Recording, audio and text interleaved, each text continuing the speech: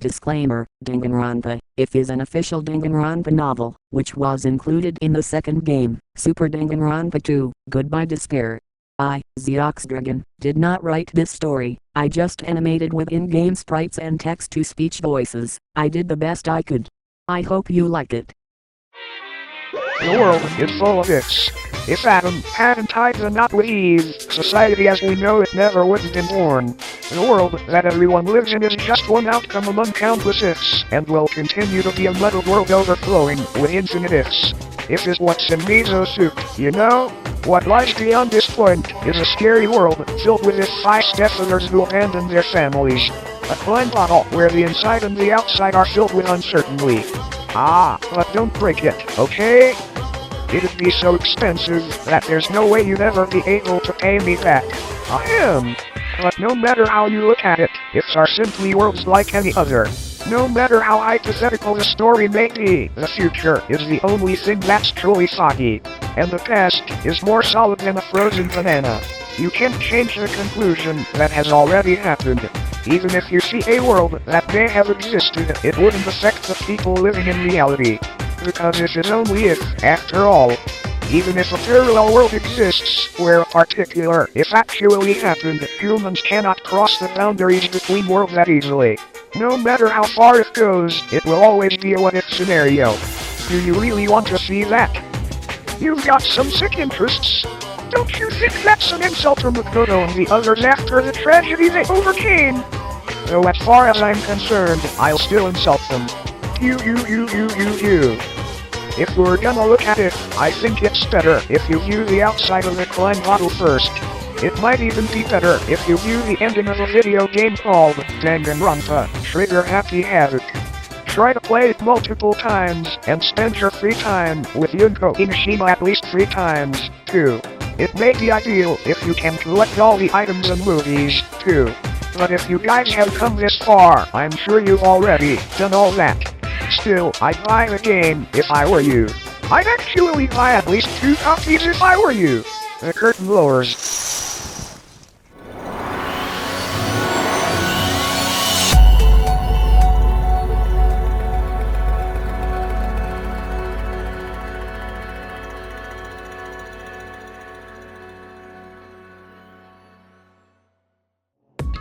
What should I do with this?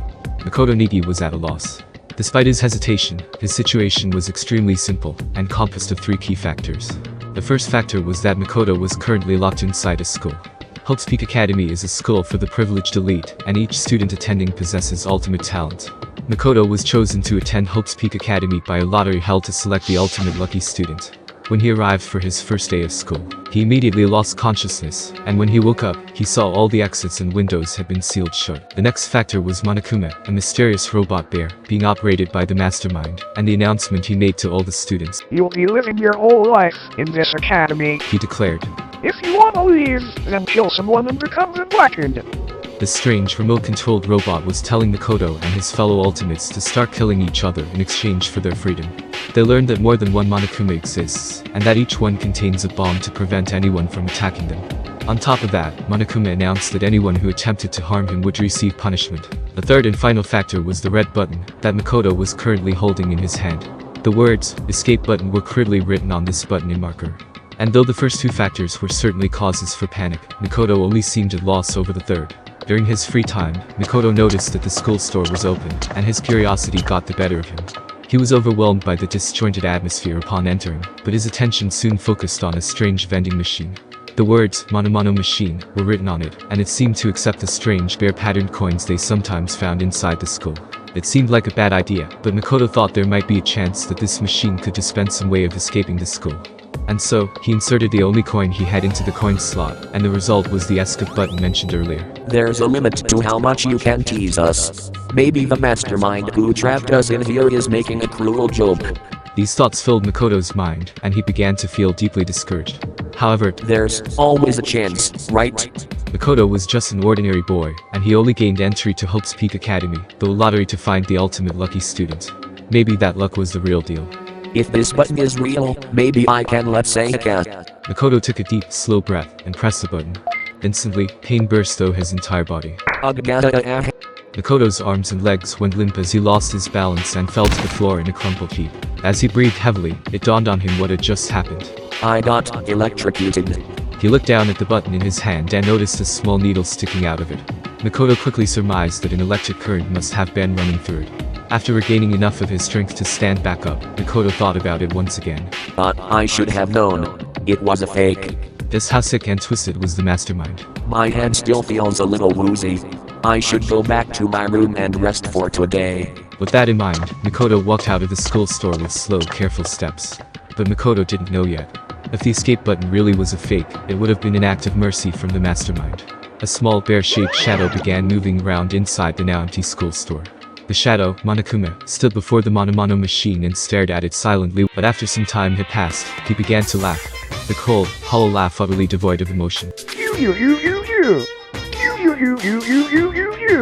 Despite the fact that he was alone, Monokuma began to talk, almost as if he was speaking to someone.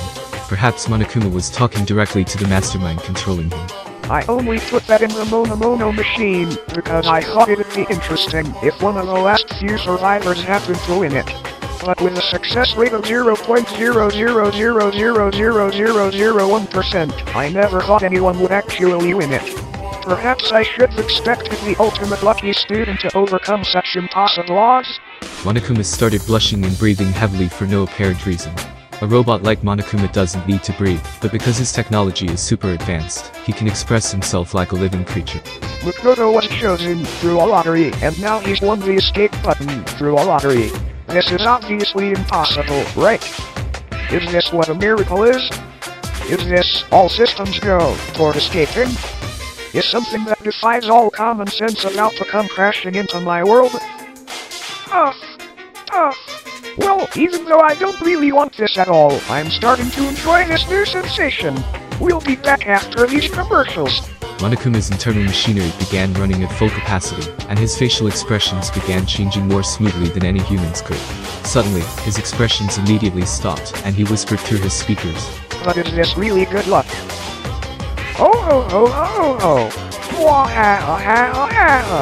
After muttering something so ominous, Monokuma's loud, screeching laughter rang jarringly throughout the room.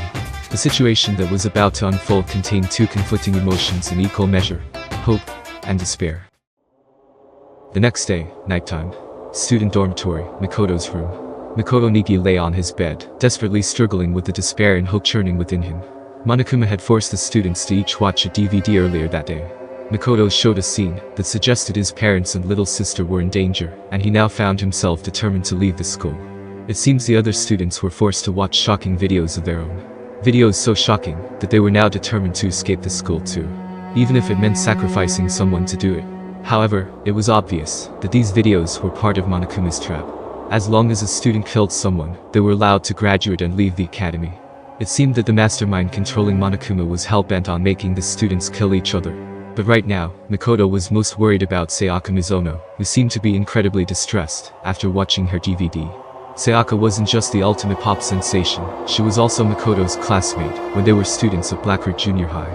Her optimism had been encouraging Makoto these past few days, and he was becoming a similar source of strength for her as well. If nothing else, I have to at least save Sayaka. As soon as Makoto thought that, he suddenly felt a small headache. Was he still reeling from being punched by Mondo the other day? Or was this a side effect of being electrocuted by the escape button? As Makoto pondered these things, the pain slowly subsided, and he returned to his determined thoughts of escape. Anyway, we all need to work together and... At that moment, Makoto realized his goal had changed slightly. We all need to... Ideally, it would be best if everyone survived together. However, aside from Sayaka, Makoto had never met the other students before. He didn't know if they could even be trusted in the first place. But at that moment, he trusted them without even an ounce of suspicion. He believed they were worth helping even at the cost of his own life.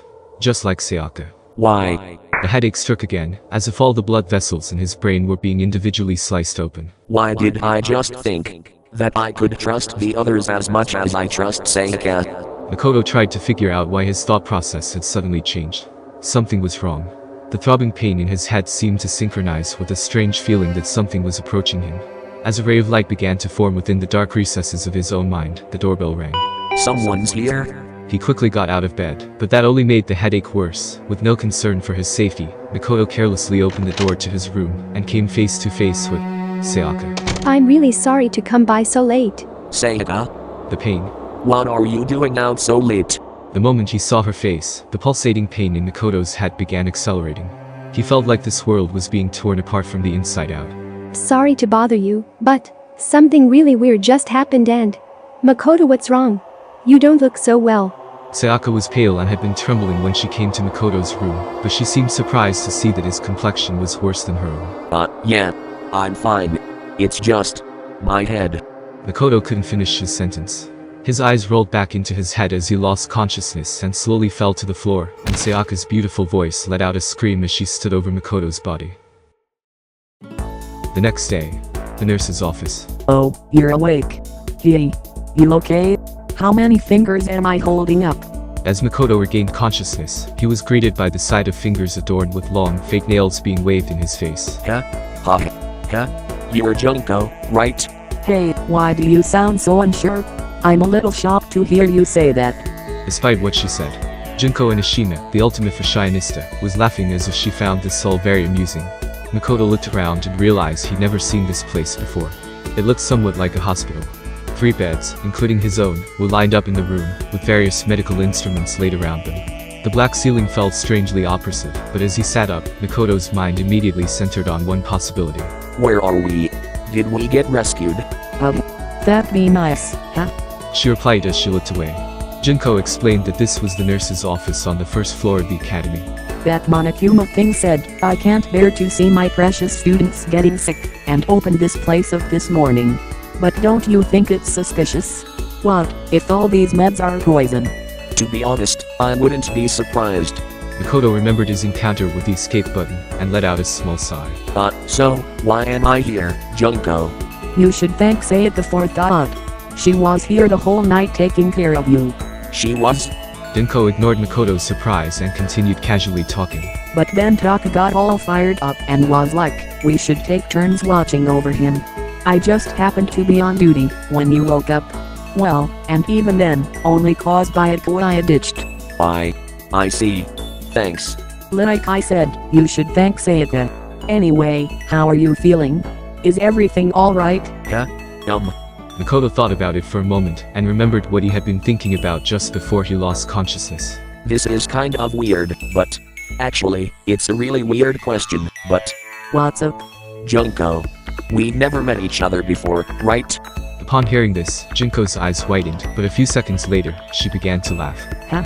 Are you for real? That pickup line is, like, so totally played out, yeah no? Even though she was grinning, a serious look came over her face. Just so you know, you shouldn't expect anything like that from me. I know I look this way, but I take my virtue pretty seriously. No. I mean, I never expected. Well, that's what I figured. It's obvious that you're a total omega male anyway. Makoto and Junko continued to talk to one another. Although he wondered why Junko was talking to him instead of leaving to get the others, Makoto didn't question it. He just wanted to talk to someone. Anyone. As long as he interacted with his fellow students, he believed he would learn the truth about what was going on inside his head. 10 minutes later, Junko mostly talked about alpha males and omega males, her time being homeless, and about her past and her dreams for the future. The last topic was a lot heavier than the previous ones, but Makoto's calm demeanor seemed to cheer her up. She smiled sincerely and said softly, Thanks Makoto. Maybe it was a sign of gratitude for listening to her troubles, but she kept that same smile as she blurted out something horrifying. In return, I promise that, if I do decide to kill someone, it won't be you. Don't say scary stuff like that. At least, that's what Makoto thought. But the words that came out of his mouth expressed a different sentiment. I see. Thanks. But I wouldn't want you to become the Blackened in the first place. For some reason, Makoto felt like the murderous words that came out of Junko's mouth seemed like a natural thing for her to say. She seemed very surprised by Makoto's response and quickly blurted out, Huh? Are you serious? I was just kidding. Huh? Oh yeah, of course. Sorry for acting so weird. No worries. Let's just chalk this up to you being woozy from your recovery. She returned to her usual bubbly self, let out a big stretch, and turned to Makoto. I'm gonna get going now. Make sure you don't get killed before the next person arrives. After seeing her off, Makoto lay down in the bed and started thinking to himself. What is this strange feeling? His dull headache continued as his thoughts began to blur. I was just talking to Junko, but I feel like I was talking to someone else. Who is she? The more he thought, the more it felt like his memories were sinking into a thick swamp. Each throb of pain pulsing in his head felt like a wave on the surface of that swamp. What is this feeling?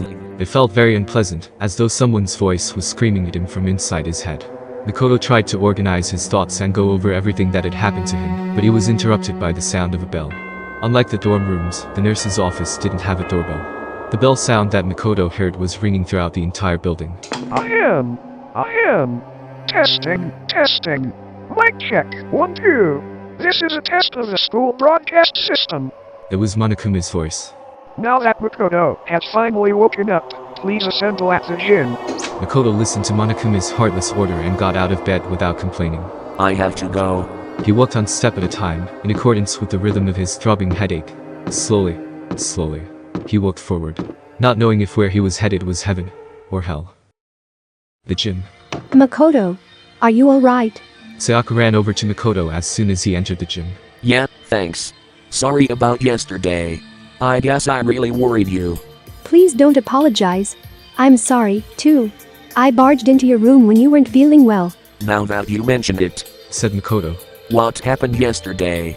Sayaka looked away from a brief moment, but immediately turned back, smiled her pop sensation smile, and shook her head. Ah, it's nothing. I'll tell you some other time. Huh? While they were talking, Kiyotaka Ishimaru, the ultimate moral compass, stepped forward, pointing an accusatory finger at Makoto. You're late, Makoto. Explain why you were tardy. The other students collectively raised their eyebrows, as if they were thinking, why is this guy yelling at someone who is sick? However, Makoto just smiled gently and answered him honestly. I didn't feel well, so I was resting in the nurse's office. Can you note that in the daily logbook? I see. That's consistent with my information. If that's the case, then I shall consider this matter settled. The conversation progressed smoothly, and Taka smiled as he kept talking. Ha ha ha. I'll take full responsibility for recording it. You just focus on recovering. If you ever feel ill, please report to the health commit. It seems we'll need to appoint health commit members after this meeting, though. Taka walked away, mumbling to himself as he opened a daily logbook he found in the academy supply room. Celestial Ludenberg, the ultimate gambler, saw the whole conversation and walked up to Makoto. Despite his unreasonable behavior, you knew exactly what to say to him. Huh? As soon as Celeste said that, it dawned on Makoto. It's true that he didn't feel well, and that he had been resting in the nurse's office. But when Taka asked him why he was late, even though he should have already known the reason, Makoto didn't feel annoyed or disappointed at all. It was as if he expected Taka to say that. Makoto felt strange that he had accepted Taka's personality so quickly. He couldn't understand why he asked Taka to do something as unnecessary as recording it in the daily logbook in the first place. Why did I say that? It's like I was used to it. His response to Taka's demands came as naturally to him as breathing. Why? Every time he tried to think about it, his headache grew even worse. As Makoto struggled to think about the pain of his headaches, a black and white stuffed animal jumped out from behind the gym's podium and began twirling around as it spoke in a cheerful voice. Hey guys, is everyone here? He sounded like he was about to lead the students on a field trip, but not a single one of them had a smile on their faces. What is it this time? Are we gonna hijack a cruise ship and run into a gigantic worm? Of course, there was one exception. Yasuhiro Hagaki, the ultimate clairvoyant, still believed that their current situation was some kind of planned event. Monokuma just ignored it, and continued to address the students with his adorable voice. Today I'm going to tell you about our wonderful academy system. System sure sounds like a great word, don't you think? It reeks of danger, just like a bear. I want you all to trample over the deaths of your friends and grow up to have ardent hearts. It's good to be a little naughty. I want you all to grow poisonous personalities. After making his nonsensical introduction, Monokuma moved on to the next topic. With this, he began providing a detailed explanation of the most vile system in the school, the class trial. No, you can't just kill someone. You gotta kill someone without anyone else finding out you did it. Monokuma talked about his horrible graduation program with casual indifference. But because the killing hadn't happened yet, his lecture didn't instill any despair in the students. As long as a killing never occurred, there'd be no point to the class trial. But no one could really say that a killing wasn't going to happen. As the students' suspicions began to rise, Monokuma continued explaining the class trial until... Wait, hold on a second. As Monokuma began to explain the executions that would serve as punishment, one girl stepped forward. Junko? As soon as he saw how angry she was, the rhythm of Makoto's headache began to change slightly. You're freaking insane, you know that? The girl continued to complain angrily. She seemed completely different from the smiling person Makoto saw in the nurse's office. Huh? Was Junko always like that? No, she's different. That's how Junko acts, but is that person really Junko? Huh? Wait, what am I thinking? As Makoto struggled with his headache and confusion, Monokuma and the girl continued to argue. What? Are you saying you're not gonna participate in the trial? Only punishment awaits such blasphemy. What? Punishment? I might.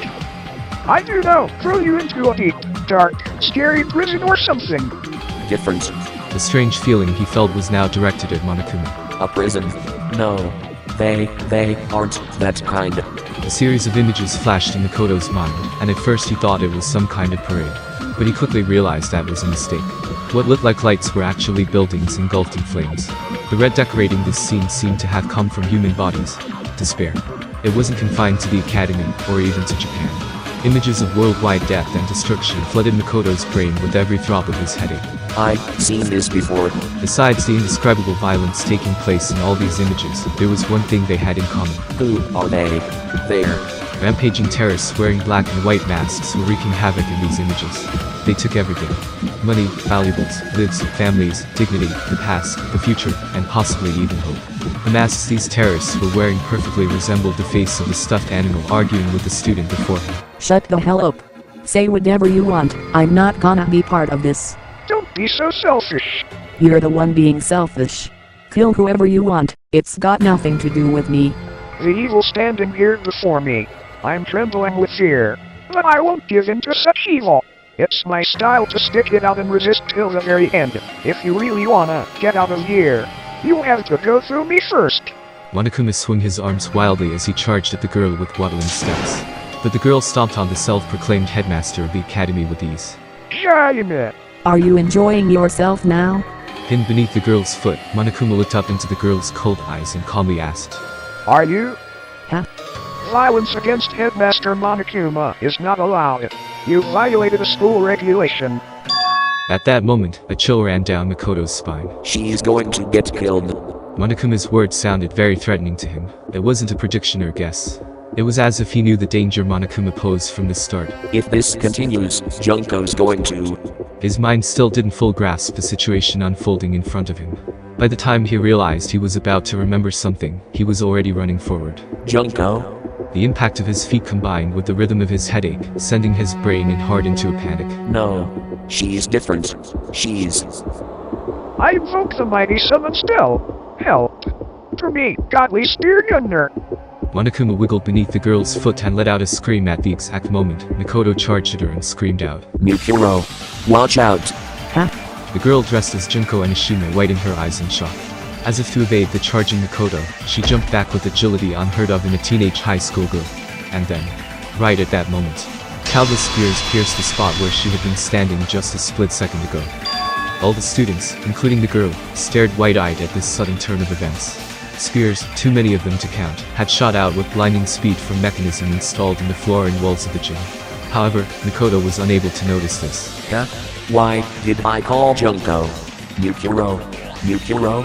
As that thought entered his mind, a sharp sudden impact struck his side, followed by an intense deathly pain that ran down his spine and spread throughout his entire body. The spear stabbed into his side, instantly tore his flesh to shreds, and shot out his back, coated in blood and other bodily fluids. At that moment, the black fog that had engulfed Makoto's mind was consumed by death itself. And as his consciousness slowly faded, he remembered everything. Because of the electric jolt and the chemical compound from the escape button, because of that button that he had found by chance, Makoto Niki managed to escape. He escaped this hopeless game where he and his fellow students had their memories stolen, and were forced to kill each other. Of course, that escape is also what led him to his current life or death predicament. In the end, perhaps he only escaped from one despair to fall into another. But at the same time, his actions had unintended consequences for one person. The girl living a false identity as her beloved little sister, Junko Enoshima. Mikuro Aikisawa, the ultimate soldier, and a member of Ultimate Despair. Her past, her future, perhaps even her hope itself, are on the path to despair. And so, the curtain falls on Makoto's story for now. From this point, this story is about a certain girl. A girl who's more pitiful than anyone else in this sealed-off academy. A new curtain along with new despair shall now rise. Huh? Time had certainly stopped for Mikuro Akisaba. It was as if everything around her had frozen perfectly still. In the past, she was known as the ultimate soldier. She had experienced this feeling before, during her time with the mercenary group, Fenrir. In situations where she was surrounded by a hopeless number of enemies within the jungle, or in a desert ruin, the charging enemies seemed as though they were frozen in time, which allowed her to claim a decisive victory in all her battles. But this wasn't a battlefield, so why did this familiar sensation activate once again? In order to understand what had happened, Mikuro slowly tried to assess the current situation from within this frozen world. Junko and Mikuro are both children of despair, but Junko and Ashina, the true ultimate despair, harbors a far deeper darkness within him. Though their last names are different, Mikuro is Junko's older sister, connected by the bonds of blood. She cooperated with Junko's hopeless plan, and impersonated her under the pretense of participating in the killing game alongside her classmates. According to the plan, Mikuro was supposed to oppose Monokuma, who her sister was controlling, and be locked in a dungeon as punishment. Isolated from the others, she would then escape the dungeon and perform various acts intended to deprive the students of hope. That was the role she had been assigned. When Makoto succumbed to his headache, Junko ordered her to see if the shock had caused him to remember anything that could make him a liability. He woke up as she was tending to him, so she made small talk with him, but she didn't notice any change in his behavior. Until this point, she was certain that there shouldn't be any problems. Nothing could possibly go wrong. She stomped on Monokuma like her sister ordered her to do, and flawlessly spoke the lines she was taught to memorize. Afterward, she would fall through a trapdoor into the dungeon, and remain isolated from the other students. That was her role. She hadn't done anything wrong. There were no problems. There were no problems. She repeated that to herself over and over like a silent prayer. But in that frozen moment in time, what she saw was not a trapdoor, but countless spears. One of them had skewered Makoto through his side. Why? Makoto, why are there spears? Gunmere. I would have died if I hadn't moved. Did Junko mess up the plan? No, Junko would never mess up. Was she trying to kill me? Me. Makoto saved me. Why? Why did he say my name? Did his memories come back? Did I not realize that? Did I make a mistake? Is that why Junko got angry? Is this punishment? Is it my fault? Junko tried to kill me. Kill me. Kill me. Kill me. Slowly, time came back to her world. Mikuro could feel her face turning pale as she slowly looked toward Makoto. The students' screams rang throughout the gym. Sayaka was probably the first one to scream. But who screamed first didn't matter to Mikuro. Makoto, why? Makoto was the ultimate lucky student. He had been her classmate for the past 2 years, and now he was a sacrifice to despair. Not long ago, he had given her an answer of sorts during their conversation in the nurse's office. He was just a pawn in the plan her sister had devised, but now, a feeling of doubt began forming in Mikuro's mind. What did I want from Makoto? As her heart churned restlessly, she continued to think. In return, I promise that if I do decide to kill someone, it won't be you. Was I impersonating Junko then? Or did I really mean that? When did I start feeling this doubt? Just now, the moment he saved me. Or when we spoke in the nurse's office earlier. Or when I first confronted him about this killing game, before his memories returned. Or was it before even that? Mikuro stood there, confused and overwhelmed, as Makoto slowly opened his eyes, the spear still impaling him through the side. Mikuro? Makoto, are you okay? Mikuro was no longer impersonating the ultimate fashionista. Looking up from the floor of the gym, Makoto asked. Why are you dressed up like Junko? He was smiling. Maybe he couldn't feel the pain anymore. Or maybe he was being affected by something else, but regardless, Makoto ignored the fact that he was dying just to give Mikuro his warm smile. I'm glad you're safe, Mikuro. As soon as she heard Makoto's weak, fanning voice, something inside Mikuro snapped. From within the shell of despair she had built up, an intense emotion began flowing out. No. This is all wrong. She couldn't hold back that emotion any longer. No. No.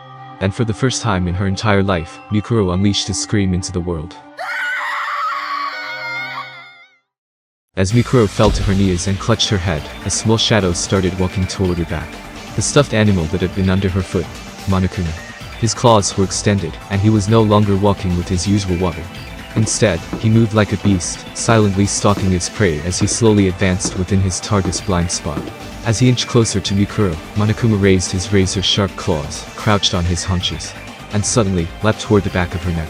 However, just before those claws could reach the paralyzed Mikuro, a dark shadow moved in from the side and swatted those claws away with one blow. His lunge deflected, Monokuma was sent flying through the air, spinning wildly before crashing into the wall. Damn you. What are you trying to do? Sakuragami, the ultimate martial artist, had just prevented another tragedy. She stood before Monokuma and addressed him in loud, booming voice. Not only did you attempt to kill Junko for violating school regulations, you even attacked Makoto, who had nothing to do with this. If you plan to continue acting in such a savage manner, there is no reason for us to play along with your game. Byakuya Tagami, the ultimate affluent progeny, smirked condescendingly at Sakura. Fool.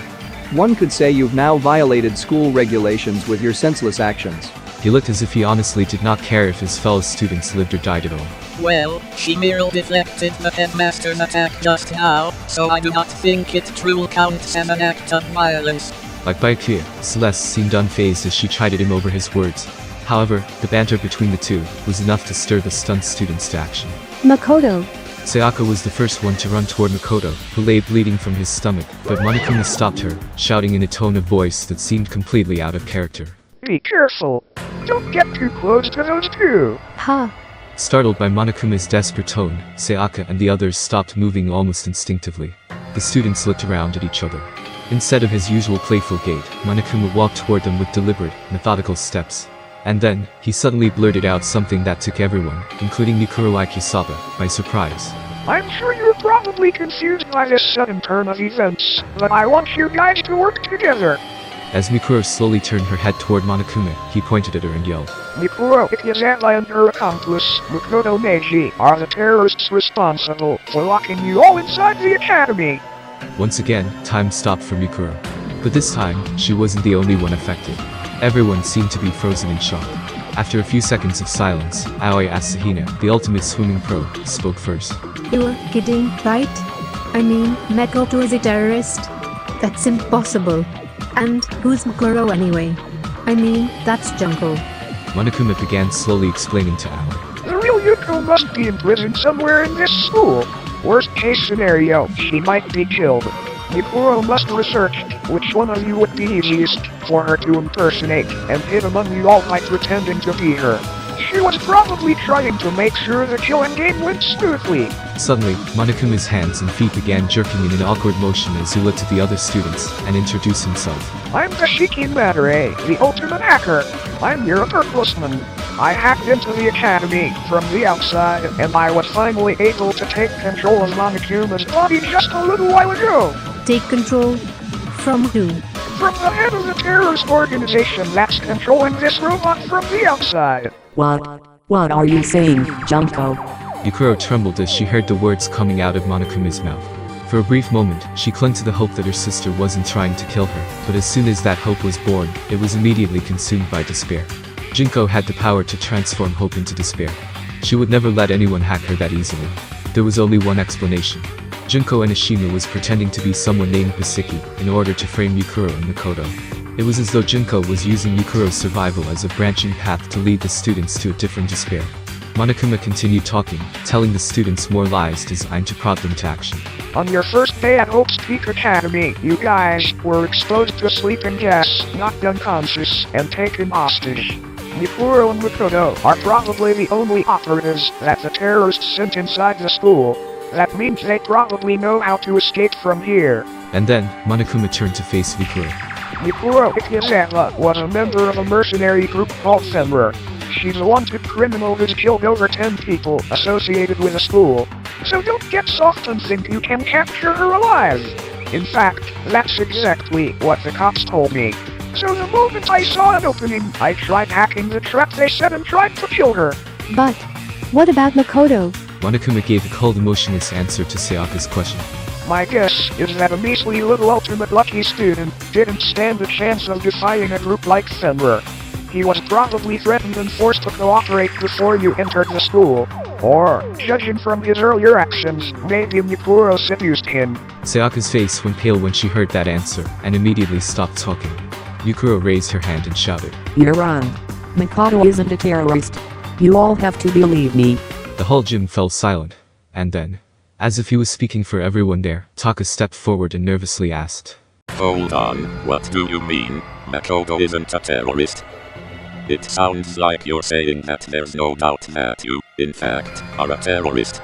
I ask that you correct yourself at once and say, we are not terrorists. Celeste began expressing her own doubts as well. It is strange.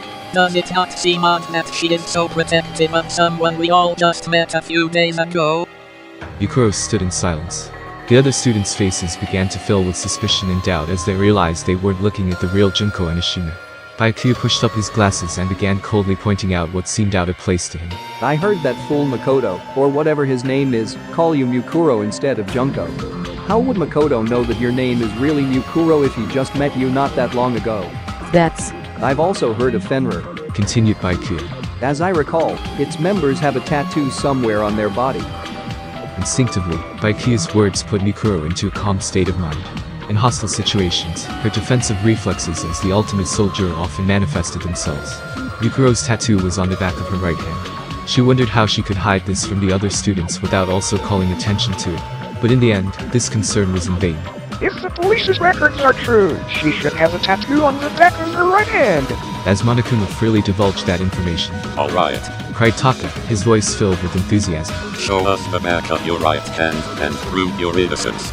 Monokuma dispensed another unnecessary remark. Make sure you look real close. She might have covered it up with foundation. Junko had ordered Mikuro to hide her tattoo with foundation, so Monokuma's information was entirely true. There was nothing Mikuro could do except stay quiet. However, she wasn't staying quiet because her identity was about to be exposed.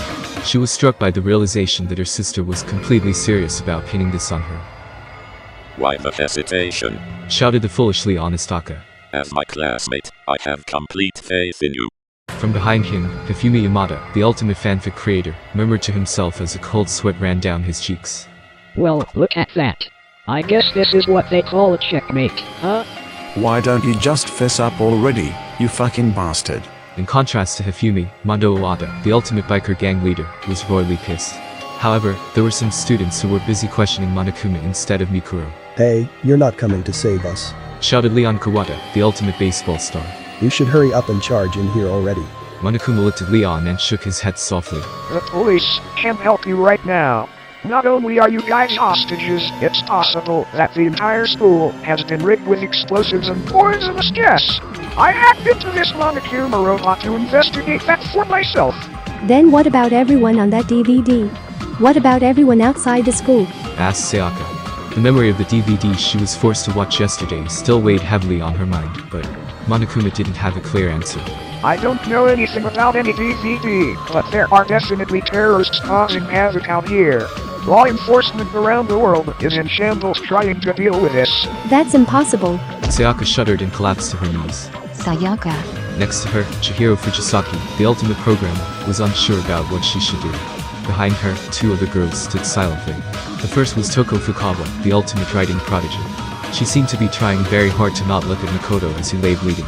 The other was a quiet girl who hadn't talked about herself much named Kyoko Kirigiri. Unlike Toko, Kyoko was watching everything intently, as if she were studying the scene of a crime. From Makoto's breathing patterns to subtle changes in Mikuro's facial expression, nothing was escaping her attention. So anyway, let's just say that Mukuro woman or whoever over there is a terrorist. Hurry up and beat her to death or something. We don't know that yet, said Sakura. My fists do not mete out justice based on simple speculation. Sakura tried to get near Makoto to examine his wounds, but Monokuma stood in her way shouting, Don't come any closer! This meant that Mikuro was the only one who could get close to Makoto. She had ended countless lives on the battlefield. She knew from experience. If she didn't treat Makoto's wounds, he would die. His wounds were not immediately fatal, but if he continued losing blood, he would eventually slip into shock and die shortly thereafter. Please. You need to treat Makoto first. Absolutely not, said Byakuya, harshly interrupting Mikuro. Tying you up and examining the back of your right hand is our first priority. Hey, Makoto's in danger. Now's not the time for that, said Aoi, as she cast a worried glance at Makoto. She was still having trouble understanding the situation, and hadn't decided if Makoto was suspicious or not. Byakuya was about to snap back at her, but Mikuro's actions stunned him into silence. She took a deep breath, and then Mikuro removed the blonde wig from her head. Where there were two long blonde pigtails only a moment before, there was now short black hair. She cleared her face of all emotion, and when she spoke, her voice rang throughout the gym. I'm not Junko Inoshima. My name is Mukuro Ikusube. The student stared wide-eyed at her open confession. All she did was remove her wig and clear her emotions. But in doing so, the person the students had recognized as Junko Inoshima vanished from their sight. The terrorist that had taken her place continued to speak in a calm, stoic tone. I helped lock everyone inside this academy. The confession on a seaside cliff moment has finally arrived. Hifumi blurted out. Wah wah wah wah. Wigs are against school regulations, Junko. I mean, Mukuro. Shouted Taka. As if stirred by their cries of excitement, the other students began clamoring among themselves. Huh? Said Yasuhiro. So Makoto's wounds are like real. Does that mean that stuff about terrorists and whatever is all real too? So everything that's happened these past few days wasn't a bunch of staged events? As the reality of the situation began dawning on Yasuhiro, all Leon could say to him was, Shut the hell up. Byakuya just remained calm, and addressed Mikuro in a condescending manner. What does your group want? If you were after money, you would have already tried to negotiate with me. Of course, I'd rather let them die than surrender to your ransom demands. Our purpose is to fill the world with despair. Byakuya scoffed at this notion, and began to speak once again. Humph. I see. Monokuma said something similar. So that ideology is what fuels your terrorism. It's true, if you did anything to me, you would certainly fill the world with despair. But obviously, that would be impossible for you. Aoi couldn't believe what Byakuya was saying, and frowned as she muttered. How self-centered can you be? After confirming that Byakuya had no more questions for her, Mikuro looked at Makoto, whose breathing had slowed, and let her voice show some emotion. But Makoto has nothing to do with this. You can't believe what Monokuma says. What did you say, bitch? Shouted Mondo. I don't know what the hell you're talking about. You're a terrorist, just like Monokuma said. Mikuro looked away from Mondo, and continued speaking. That's true, but Makoto isn't involved at all. Celeste coldly brushed her objection aside. I do not think trying to protect him will do any good. After all, we all heard Makoto call you by your real name. That's... She had no words. There was nothing she could say to protect Makoto.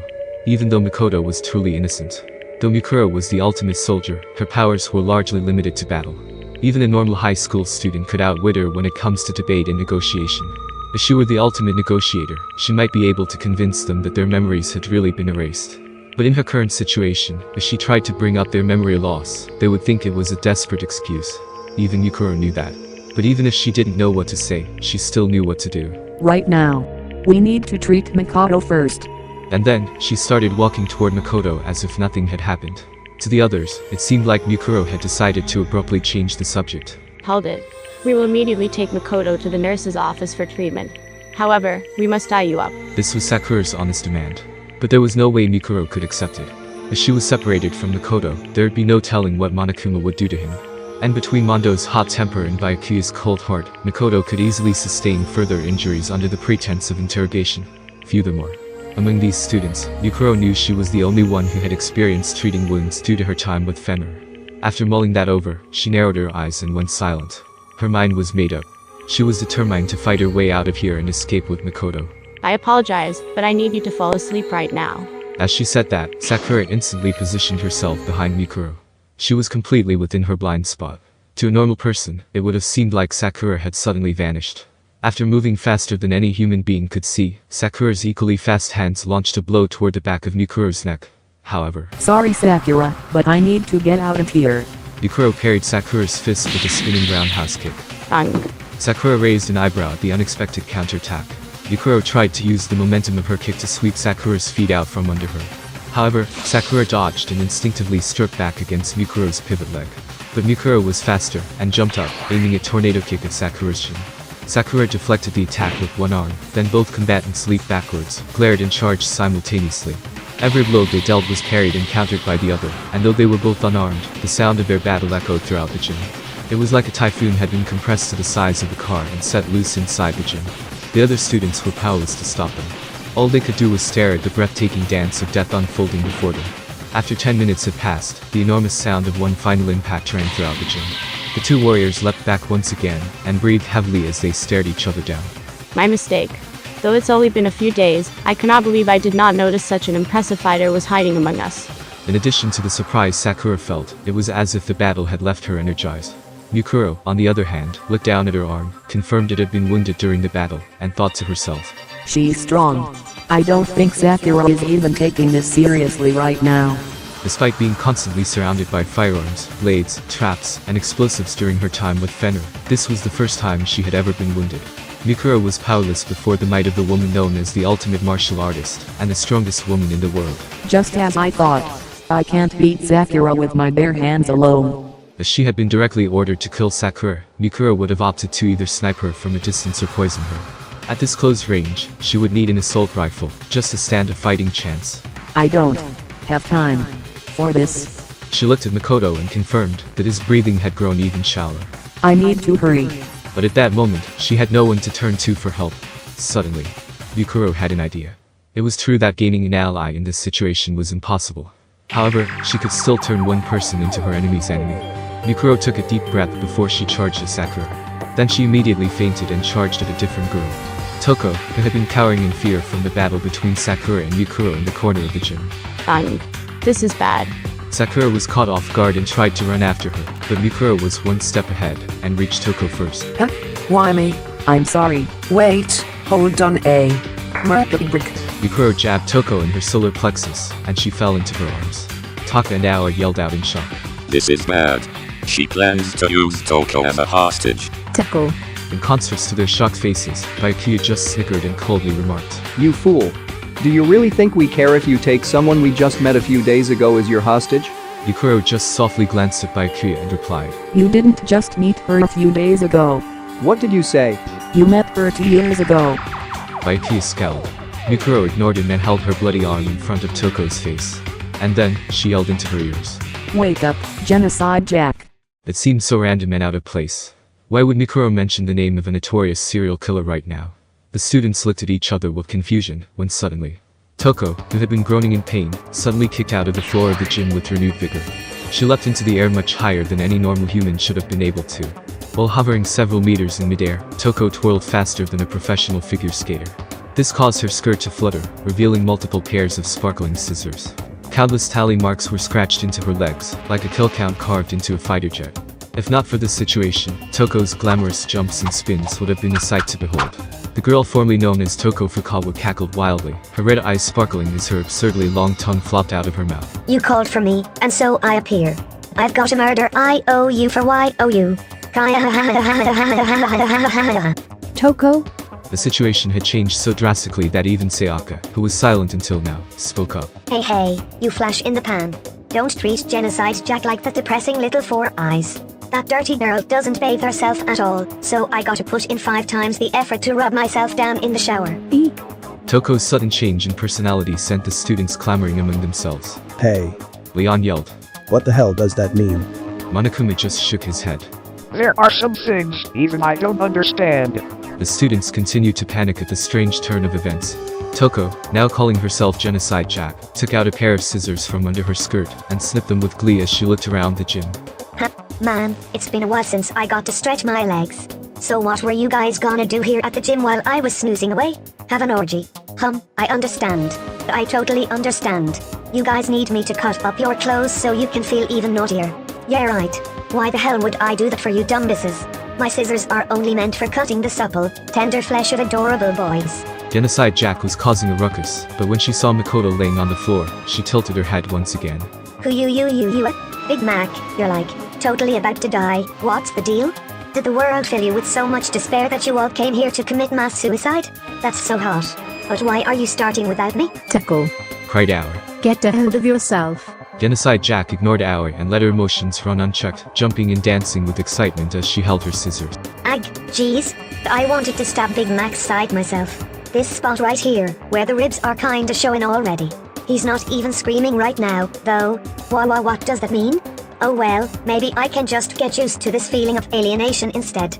I have no idea what's going on anymore, shouted Yasuhiro. This is all the aliens' fault. Yasuhiro buried his head into his arms, but no one was paying attention to him.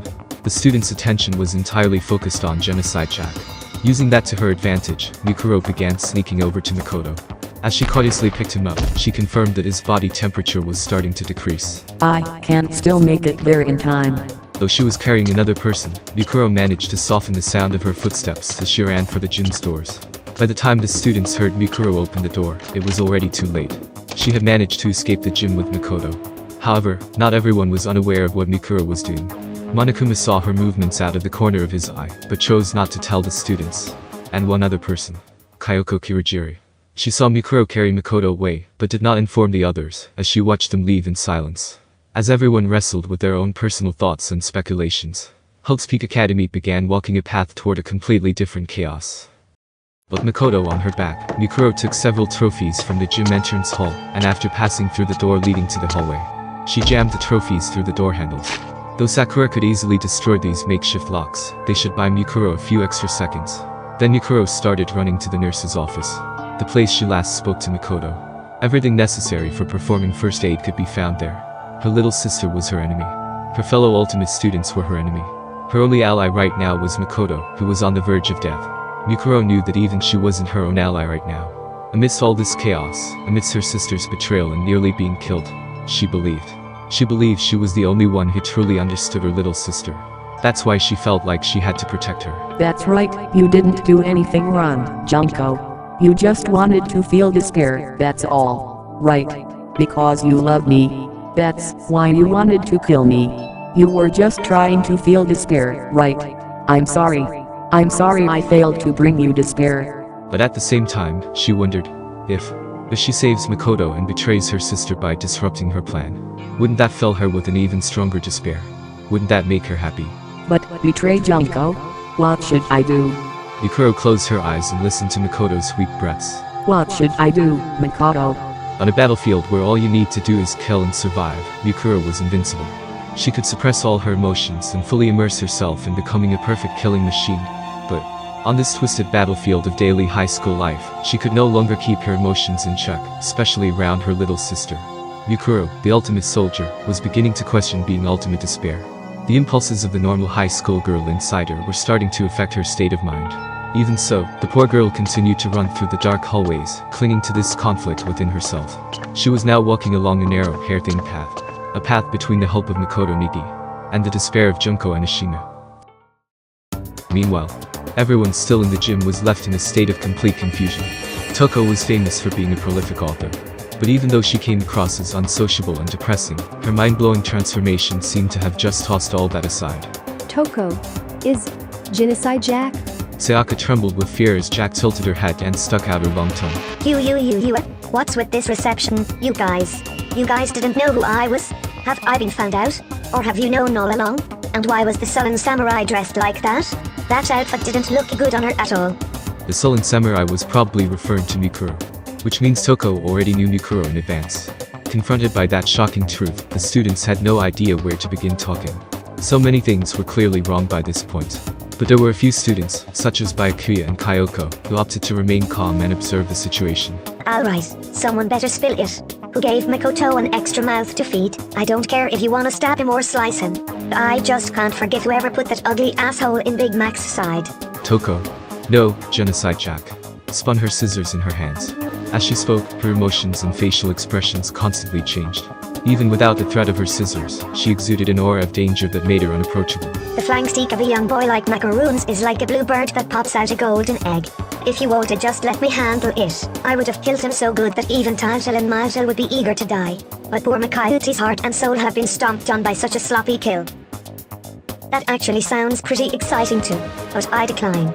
Teko, you're not making any sense. Screamed Aoi. What in the world happened to you? Genocide Jack answered by pointing her scissors at Aoi. What happened to me? I got bored, that's what. That sourpuss locked me up a few days ago, but when she went unconscious, I thought I'd finally get to do my thing. But I woke up for all this. Makayuti's soaked with blood and I've got no clue what's going on. It's so damn confusing, all I can do is laugh. No one seemed to be able to get a straight answer out of Jack, so Hifumi made a timid remark. I've dealt with girls like this in my 2D dating games, but this doesn't even compare. It's like there's an SSS difficulty level to clear her. I can't believe you'd even think about her as someone worth cleaning, mumbled Leon. It was clear that things were going nowhere, and as if she were responding to everyone else's expectations, Sakura stepped forward. She might be in the throes of confusion. I should try to restrain her for now. As soon as she heard that, Genocide Jack stopped moving, stuck out her lizard-like tongue, and grinned wickedly. What's up? Are you really gonna fight me, Battle Ogre? Too bad.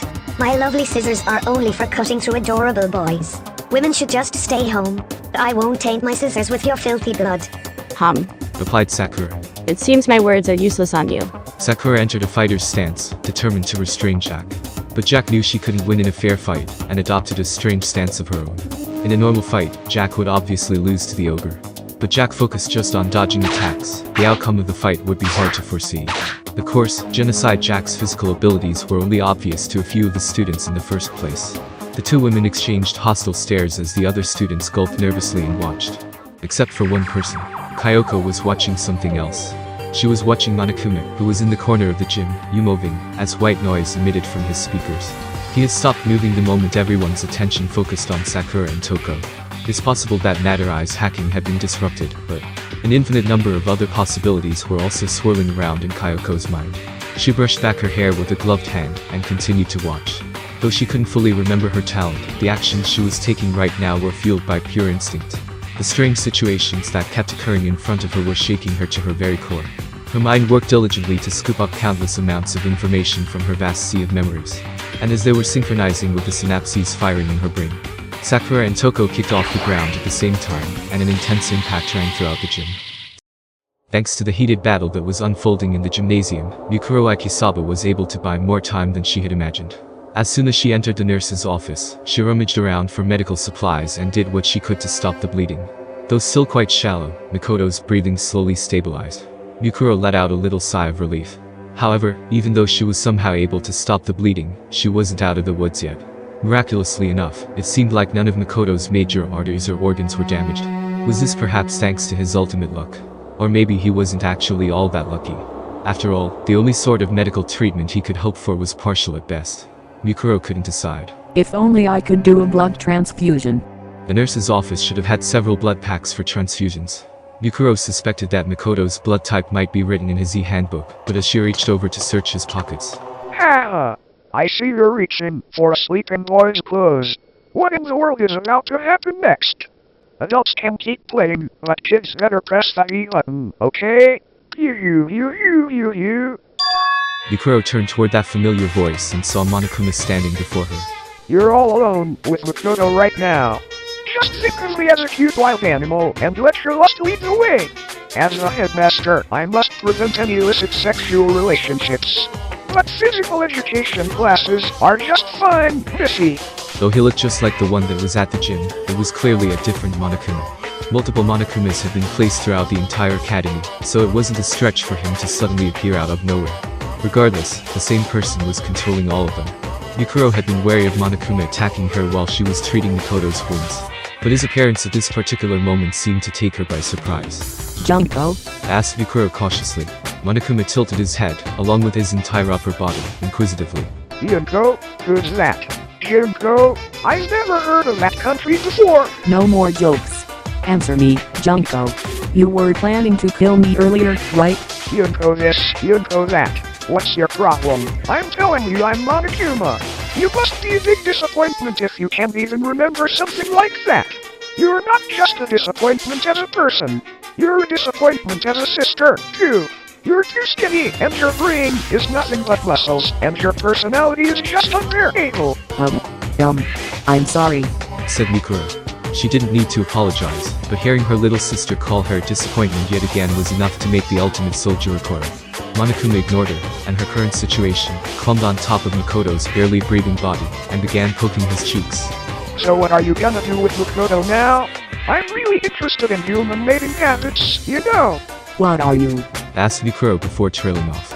Monokuma lowered his tone and began whispering into her ear. You. Mikoto's a pretty nice guy, huh? He even sacrificed himself to save you. He's so generous that it's actually hopeless.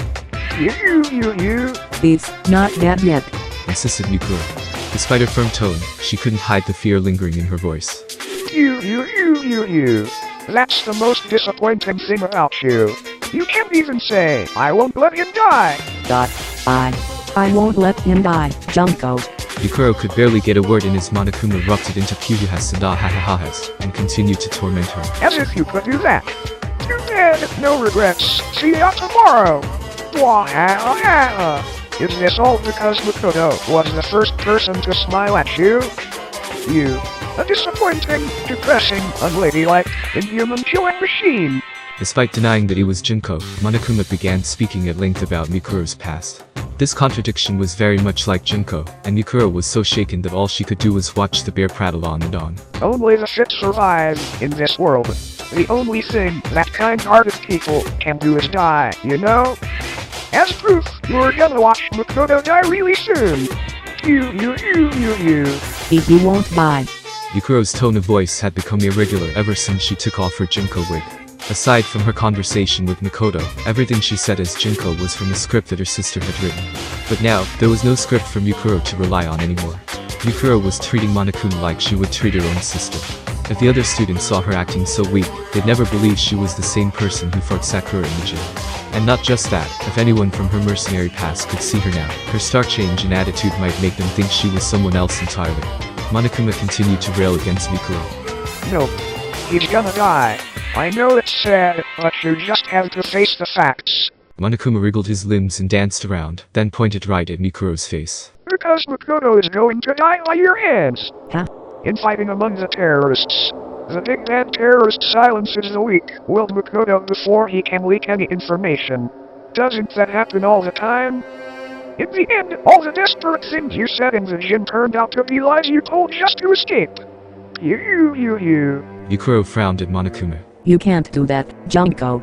I won't let you do that. As she blurted out those words in a trembling voice, Yukuro was gripped with confusion about what she just said. Am I defying Junko right now? Why? It was a strange feeling.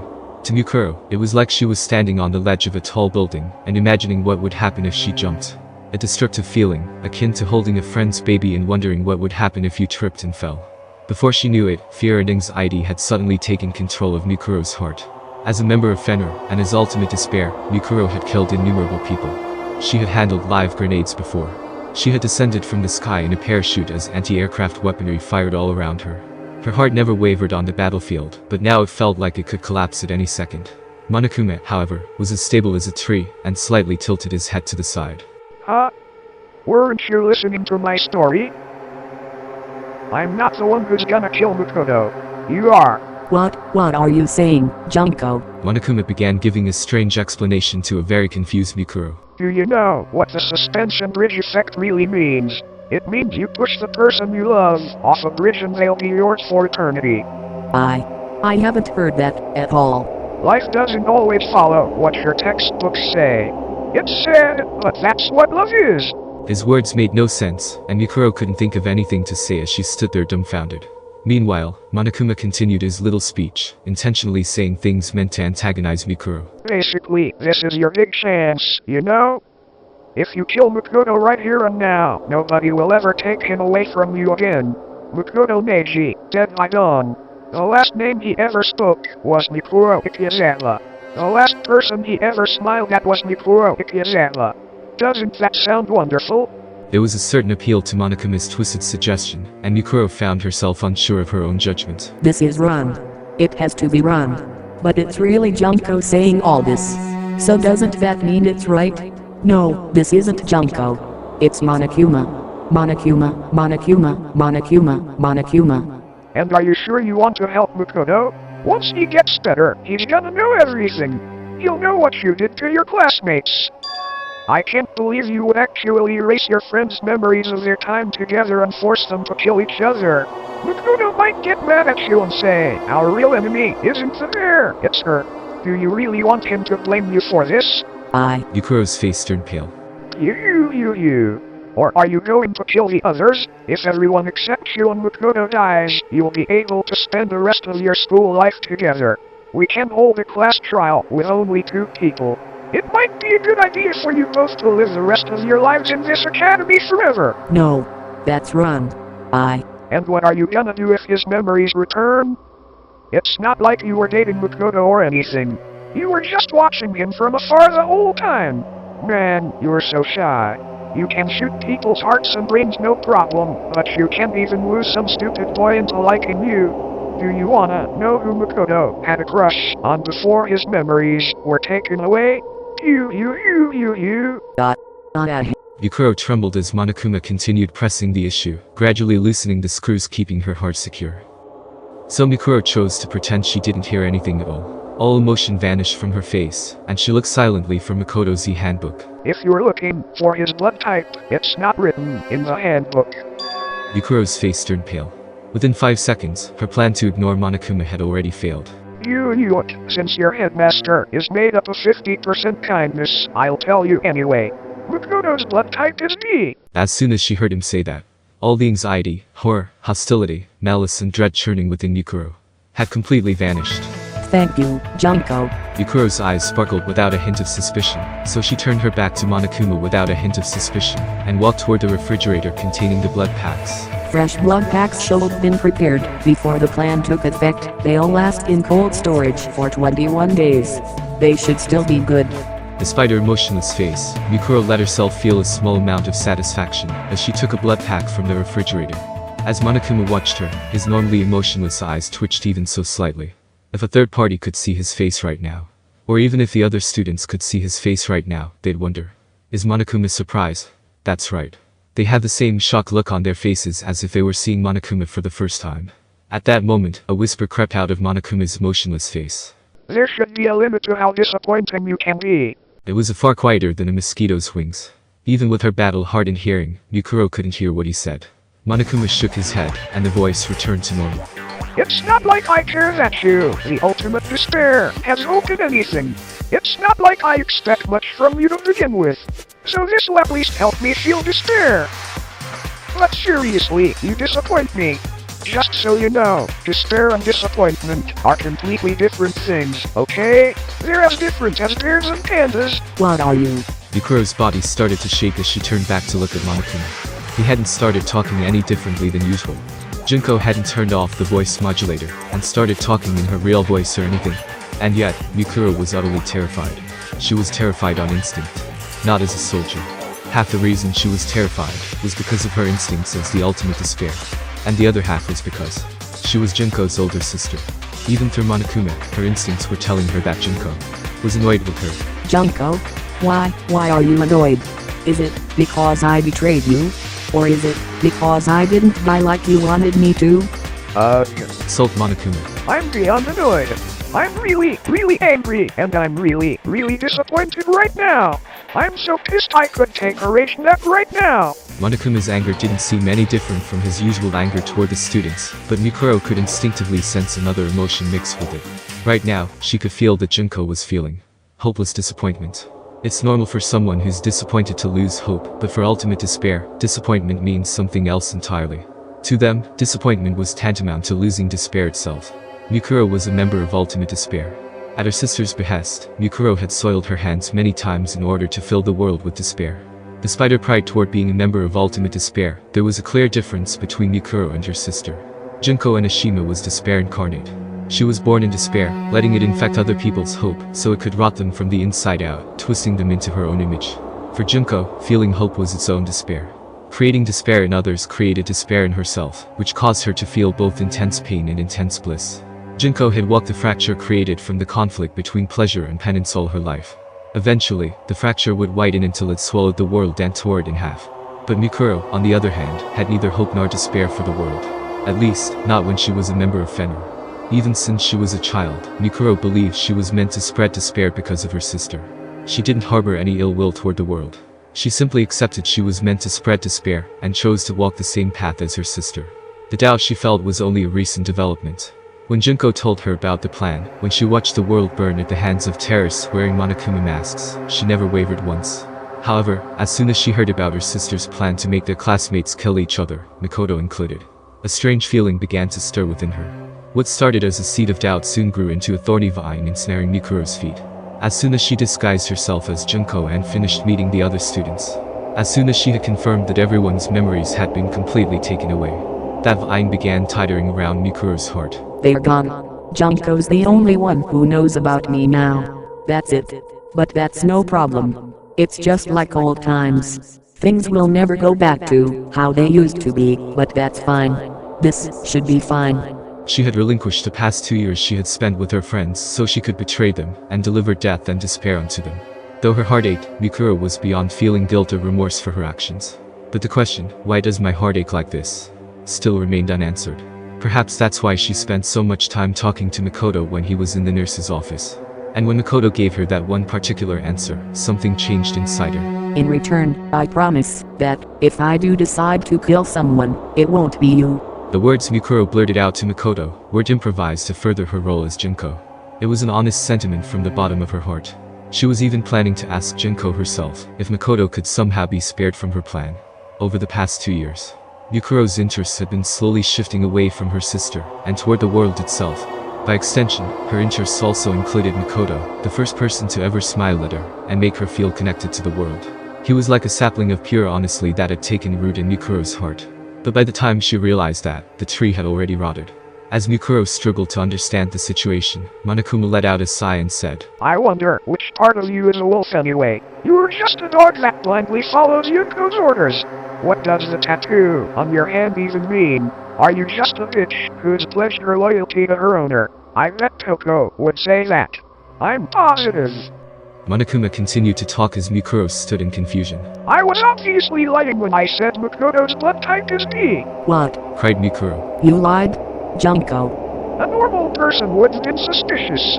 I never thought you'd actually believe me just now. I must have misplaced my eyes because I totally did not see that coming.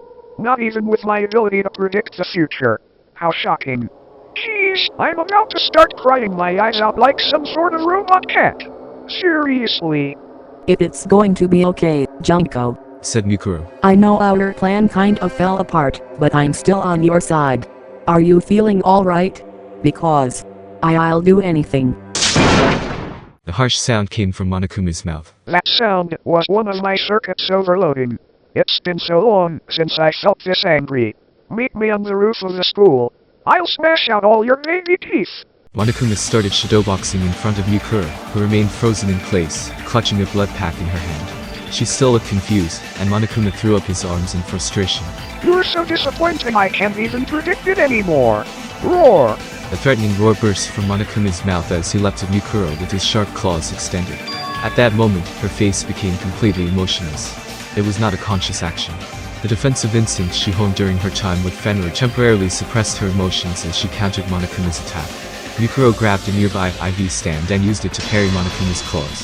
However, Monokuma's claws seemed to be made with a special alloy, and easily sliced the bar in half diagonally. But instead of following up his attack, Monokuma continued talking to Mikuro. I guess you're not much of a disappointment when it comes to fighting. In fact, if you were so pathetic that you died from that single attack, that would have been interesting in its own way. But right now, you're just incompetent at everything. I'm sorry, said Mikuro. I couldn't help blocking your attack. But there's no way I can fight you, Junko. After all, I'm all you have. I'm the only one who understands you at all. Mikuro's words were riddled with endless dismay. The contrast between her usual stoic self and the way she was acting now was so stark, people might assume she had multiple personalities. However, Monokuma just quietly stared at him. He was perfectly still, as if all his functions had powered down completely. But Mikuro continued to share her feelings. There's no way I can just leave you alone. And then, Monokuma broke his silence. But at that moment, a monitor in the nurse's office lit up, displaying a girl's face. Junko and Ashina. At the same time, a voice completely unlike Monokuma's began to play from the speakers. Hey Mikuro. Junko. It had been several days since Mikuro had heard her sister's real voice. Though her face remained emotionless, excitement sparkled in her eyes. However, that shine immediately dulled. I'm grateful to you, Mikuro. I mean it. Junko's voice emanating from the speakers sounded very gentle and kind. Junko? I'm really sorry. I said so many mean things to you. I even tried to kill you earlier. And I was about to make you do something horrible just now. Even though I know about your feelings toward Makoto. I don't. You don't have to force yourself. Even if you didn't notice, it was totally obvious to anyone looking at you. You never cared about the class photos, but when Makoto said he was going to take one, you made sure you were facing the camera. And then Junko and Ashina, the ultimate despair, flashed a smile. A pure, sweet smile. On the monitor, she looked like a normal high school girl teasing her older sister. And yet, Mikuro could feel despair and anxiety encasing themselves around her. I always thought you should have tried hard to take pictures with Makoto. But I guess that's what makes you so disappointing. Still, even though you're disappointing and annoying, I still love you. Mikuro trembled upon hearing those words. I love you. That's all she ever wanted to hear her sister say. Mikuro believed. No matter what Junko said, she believed she really loved her. She believed she was the only one who could truly understand the despair known as Junko Enoshima. She was naive. As soon as she heard Junko say, I love you, Mikuro realized she never completely understood her sister. It was only at this moment that Mikuro finally understood her sister's feelings. Junko's words right now were kind. Perhaps that kindness was completely honest. The words, I love you, might have been true as well. However, for Junko Enoshima, this was her way of saying goodbye. She was severing the ties between them. It was painfully clear to Mikuro. And then, before she could even say anything, the girl in the monitor made a remark that cut Mikuro to the bone. I'm sure someday you'll make your dreams come true. Ultimate despairs never talk to each other like this. A simple truth stabbed into Mikuro's heart. Junko had no further use for her. Her own sister was parting away with her. Mikuro had dedicated over 10 years of her life to the cause of ultimate despair, and at this moment it all counted for nothing. But those years no longer mattered to Mikuro. Her sister's rejection was more than enough to send her into the depths of despair. That's why Mikuro, even now, clung to a small sliver of hope. Meanwhile, Junko was still on the monitor. Yeah, right. Did you really think I'd say something that nice? You're so annoying. Can't you just hurry up and disappear already? Mikuro hoped Junko would say something like that. She hoped that she'd start verbally abusing her again, or call her useless and incompetent. Mikuro was no masochist, but she preferred to be showered with bullets and contempt than endure this kind of emotional pain. But I love you, Mikuro. Bye-bye. The monitor went black, leaving Mikuro to process the horrible goodbye she just received. And as if on cue, Monokuma started moving again. Isn't family love so nice? By the way, did you know that in about half of all murder cases, the killer is a family member? Monokuma spoke in his usual tone of voice, but it was unclear if his words were getting through to Mikuro. Mikuro let the blood pack in her hand fall to the floor and tightened her grip on the iron bar she was still holding. I'm sorry. I'm sorry. I'm sorry. I'm sorry. Junko. I'm so sorry. I'm sorry. She mumbled quietly, as if she were chanting a spell, and walked past the blood pack on the floor to Makoto's bedside with the iron bar in her hands. I'll do it properly. I'll make sure I do it. So. Oh, said Monokuma, perking up. What are you gonna properly do to Makoto with that big, thick rod you got there? Are you gonna do him? Or are you gonna do him in? Either way, I'm starting to feel some heart-throbbing excitement. Mikuro looked like she had been completely broken. Monokuma walked closer to her with eager anticipation. Suddenly, Monokuma's body silently floated into the air. With no expression on his face, Monokuma tried to see what had just happened to him. And in the blink of an eye, an iron bar ripped through his body. The tip of the bar, which had been cut diagonally earlier into a sharp point, went straight through Monokuma and stabbed into a surveillance camera. The lens was completely destroyed, and the camera shot out sparks as it broke down. The iron bar was still stabbed into the surveillance camera as Monokuma dangled from the other end. He opened his mouth as if to say something, but only static came out a few seconds later. His functions came to a complete stop. Without making a sound at all, Mikuro had kicked Monokuma into the air. As soon as Monokuma's power source and his bomb circuit had perfectly aligned with the surveillance camera in the nurse's office, Mikuro plunged the iron bar into all three of them. No normal human has the skill to utilize such a technique. Not even an ultimate. All the hesitation within Mikuro had vanished. Her eyes sparkled like a panther stalking its prey at night. A tense aura surrounded Mikuro, even more so than when she fought Sakura earlier. Ignoring Monokuma's lifeless form, she looked at Makoto as he breathed softly and remembered her sister's parting words. So this is despair. She mumbled to herself. I'm sorry, Junko. I never really understood what despair was. She spoke without emotion, like a machine. But it's going to be alright now. I finally understand. Hidden within her, passions began to stir. So, I'll make sure I make you happy, Junko. I'll make sure I fill you with despair. I'll save Makoto. I'll make sure the others don't die. I'll let them escape from this place. I'll deal with the people on the outside too. You invested so much time and killed so many people for the sake of this plan. And I'll destroy every last remnant of it, for you. This was not an act of vengeance toward the sister who had abandoned her. This was an act of mercy. Stuck between the ultimate despair and the hope she gained from Makoto, Mikuro was being refined into something that was unlike despair hope. And she had no way of knowing where her path would lead. Over 10 minutes had passed. The sound of the students leaving the gym and making their way to the nurse's office rang throughout the hall. Genocide Jack had continued to dodge Sakura's attacks with her tricky movements.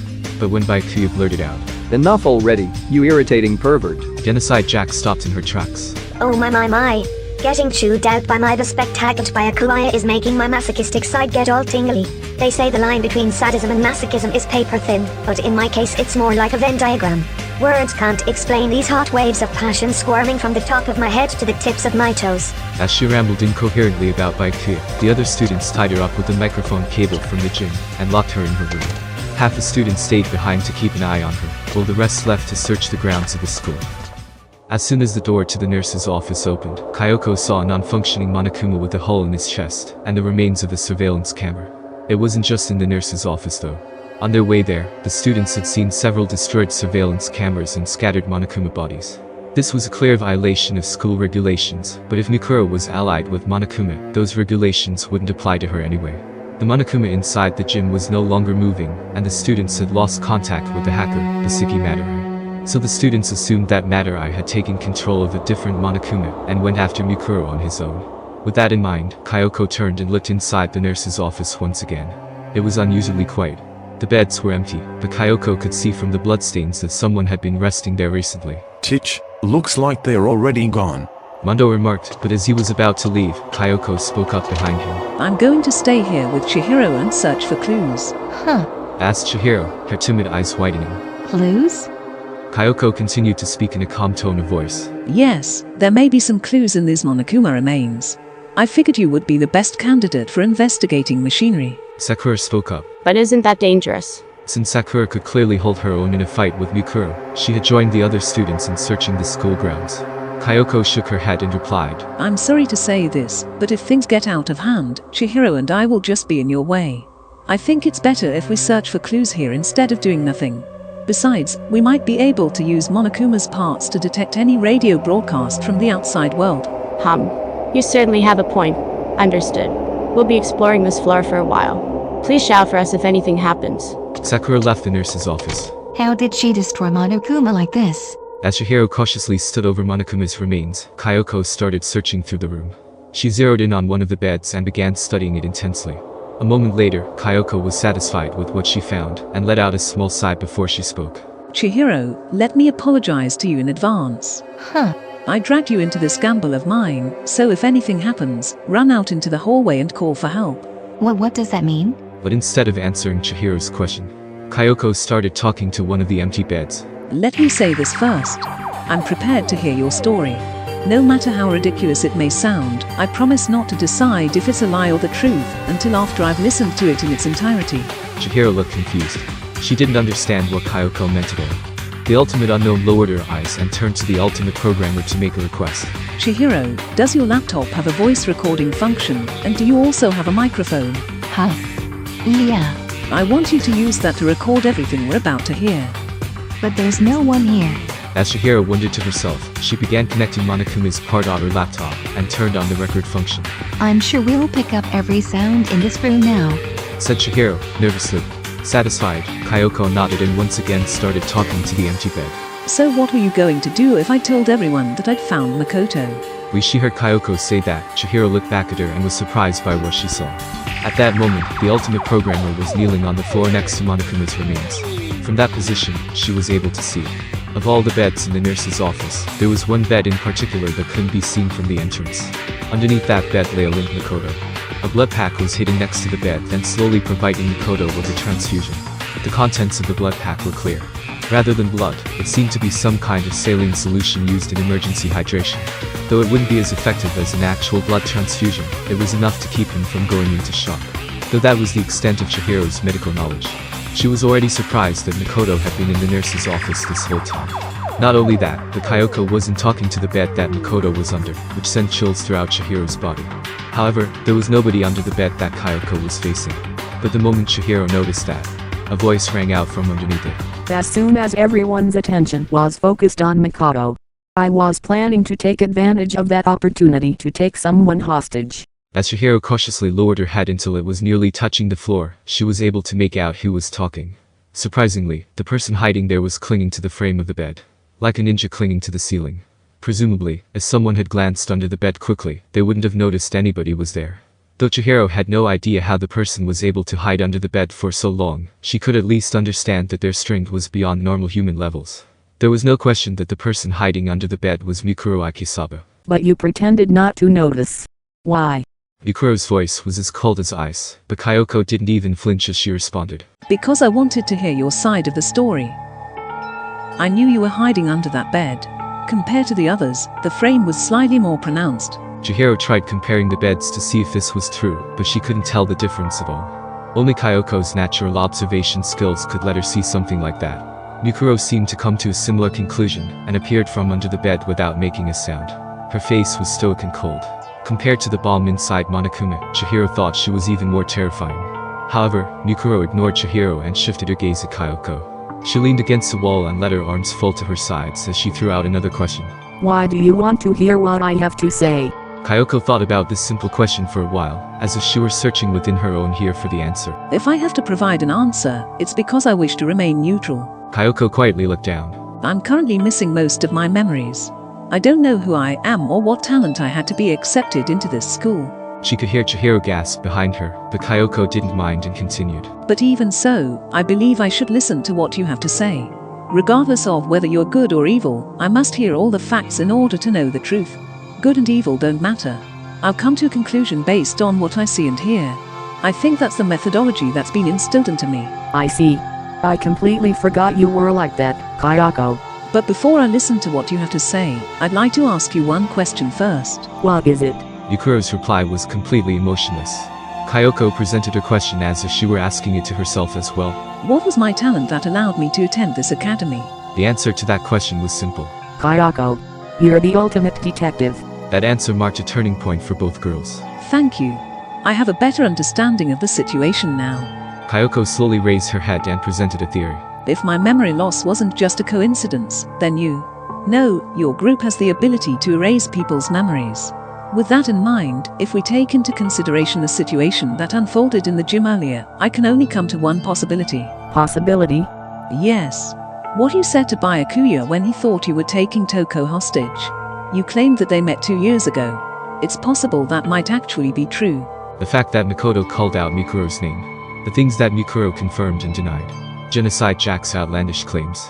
These key factors that Kyoko noted using her special observation skills were converging in her mind to form one answer. It's possible that Byakuya and Toko's memories were also erased, like mine. But I don't think their circumstances are quite the same as mine. But if our memories can be controlled so freely, it calls into question whether the day Monokuma appeared was really the same day we entered the academy. Like you said, it's possible that we've known Toko Fukawa for the last 2 years. Well, what do you mean? Chihiro cried, still working on connecting her laptop to Monokuma's parts. Kyoko continued, speaking to both Chihiro and Mikuro. We thought we were knocked unconscious with sleeping gas the moment we arrived at this school.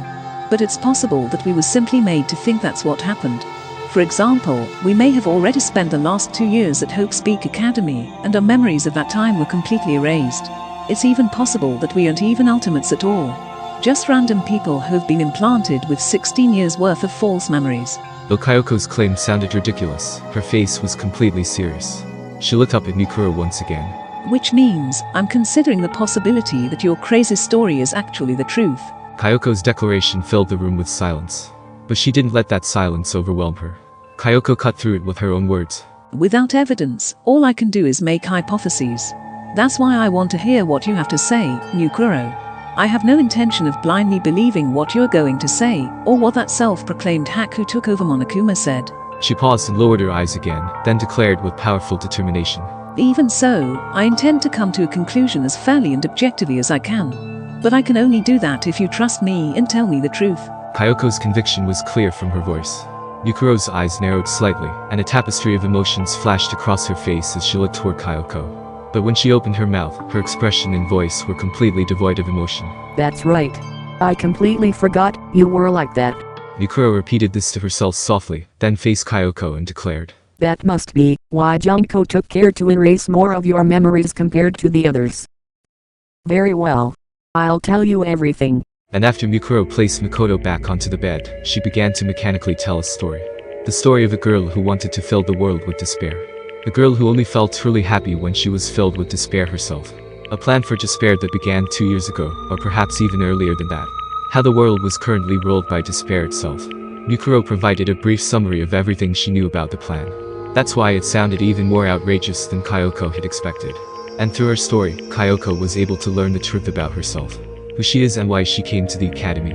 The fate of the academy's real headmaster. Kyoko's father. As she listened to Mikuro's story, Kyoko remained silent the whole time. Her face went blank when she learned her father had died.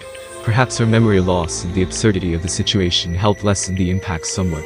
But there was no guarantee Kyoko would even believe her story. After Mikuro finished speaking, Kyoko stayed silent. With her unrivaled mental prowess, she was able to listen to Mikuro's story without interrupting her or dismissing it as nonsense. Mikuro continued. You don't have to believe me.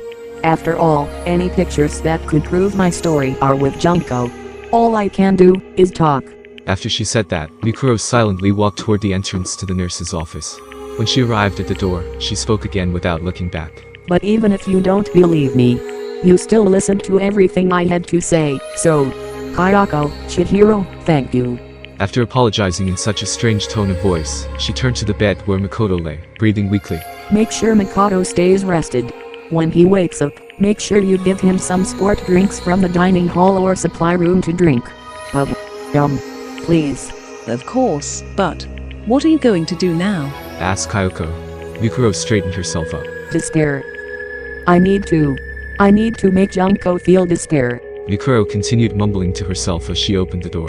There's nothing else I can do. No, there is something you can do. Mikuro stopped walking as Kyoko spoke firmly.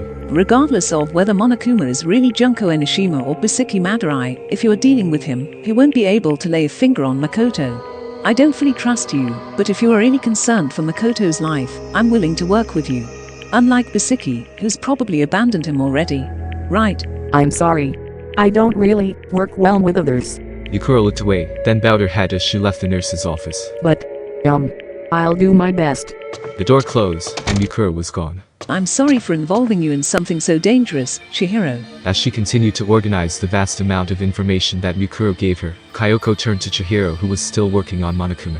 As she trembled with fear, Chihiro slowly looked back at Kyoko. Kyoko, about what Mikuro said just now. Chihiro's face turned pale as she struggled with her words, and Kyoko tried to calm her down. We can't determine if anything she told us was true or not. There's no need to be afraid. But Chihiro shook her head and returned to looking at her laptop. I think she's telling the truth. What are you basing that on? Well, it looks like Monokuma is really being controlled from the outside.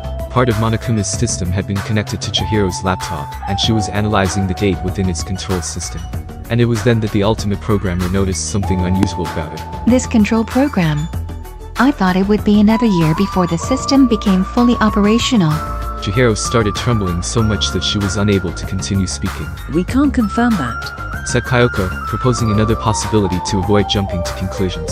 It's possible that a similar program was being developed in secret. But Chihiro adamantly shook her head and said, No, that's not it. It just looks really familiar to me. Kyoko looked over Chihiro's trembling shoulders to peer at the screen, and that's when she noticed. This program. Chihiro, did you create this? All the ultimate programmer could do was nod weakly. First floor. Main hall. Mikuro continued moving forward, and was fortunate enough to not encounter Sakura or Mondo. With no interference from anyone, she made her way to a hall as large as the gym, and stood before the sealed main entrance.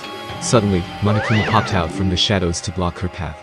Within this hall that resembled a nuclear bomb shelter, replete with all manner of heavy weaponry, Monokuma's silhouette was conspicuously out of place here. His laughter rang throughout the room as he wiggled his body from side to side. You. What were you doing at the nurse's office? Did you eliminate your rival for Makoto's affections? Or did you help play matchmaker instead? Either way, don't you think it's kind of adorable to put Makoto and Kyoko in this kind of situation together? If this were a suspense film, those two would be the last couple standing. But if this was a horror film, they'd just die anyway. The killer was alive all along. Splat goes the blood. Flop goes the meat. I'm a huge fan of endings where the characters think they're gonna live, but they're really headed to a final destination. Wait, what the hell is intonation? What does that even mean? Despite Monokuma's angry complaints, Mikuro remained unperturbed. She continued to stare icy daggers at Monokuma, as if she was waiting for him to finish speaking. You. Well anyway, I'm just so sad right now. A regulation-breaking delinquent is disrupting the harmony of this peaceful academy.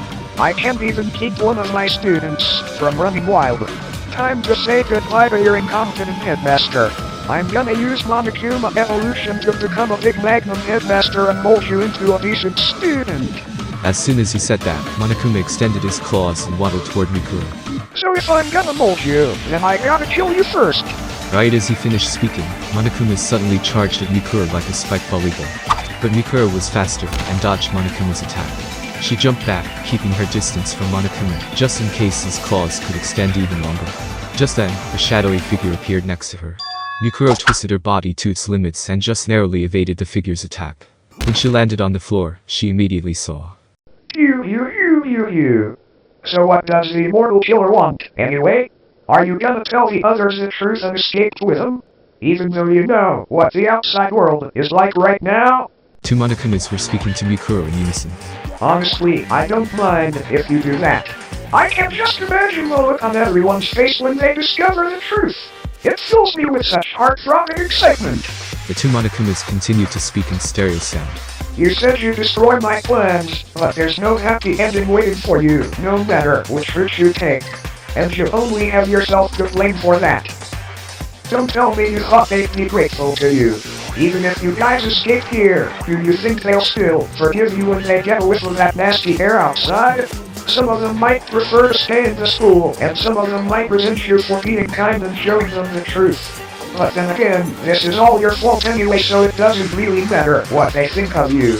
Monokuma made a little mistake. Despite facing down two Monokumas, Mikuro's expression didn't waver. She understood that controlling two Monokumas simultaneously was a piece of cake for Junko. Mikuro drew an arm-length metal bar from seemingly nowhere and readied herself. It was the remains of the IV stand from the nurse's office, sharpened into a pointed weapon. With her weapon in hand, Mikuro responded in a cold, mechanical tone. That's fine. I'm already used to that. None of the fear she felt when Monokuma suggested that Makoto would blame her appeared on her face. Her path was clear to her now, and she calmly issued her demand to Monokuma. Junko, open the gates. The shock of such a straightforward demand left both Monokumas momentarily speechless, but soon they replied. Huh? Why? So we can all leave together. Another straightforward answer. Both Monokumas faced each other and began gesturing as if they were whispering to one another. Mikuro knew their movements were intended to mock her. Unmoved, she continued to speak to Junko directly. I think they'll understand if I show them the outside world. And then they'll stop doubting Makoto.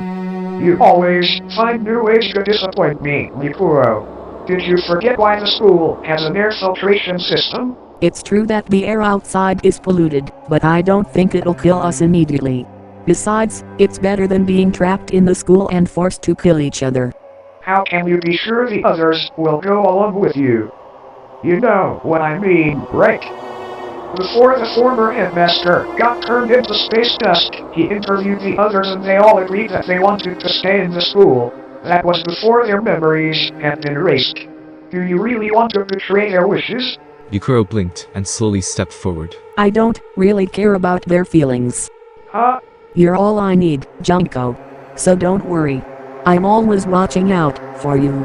I'm going to make sure you feel despair, and I'm going to make Makoto and the others happy.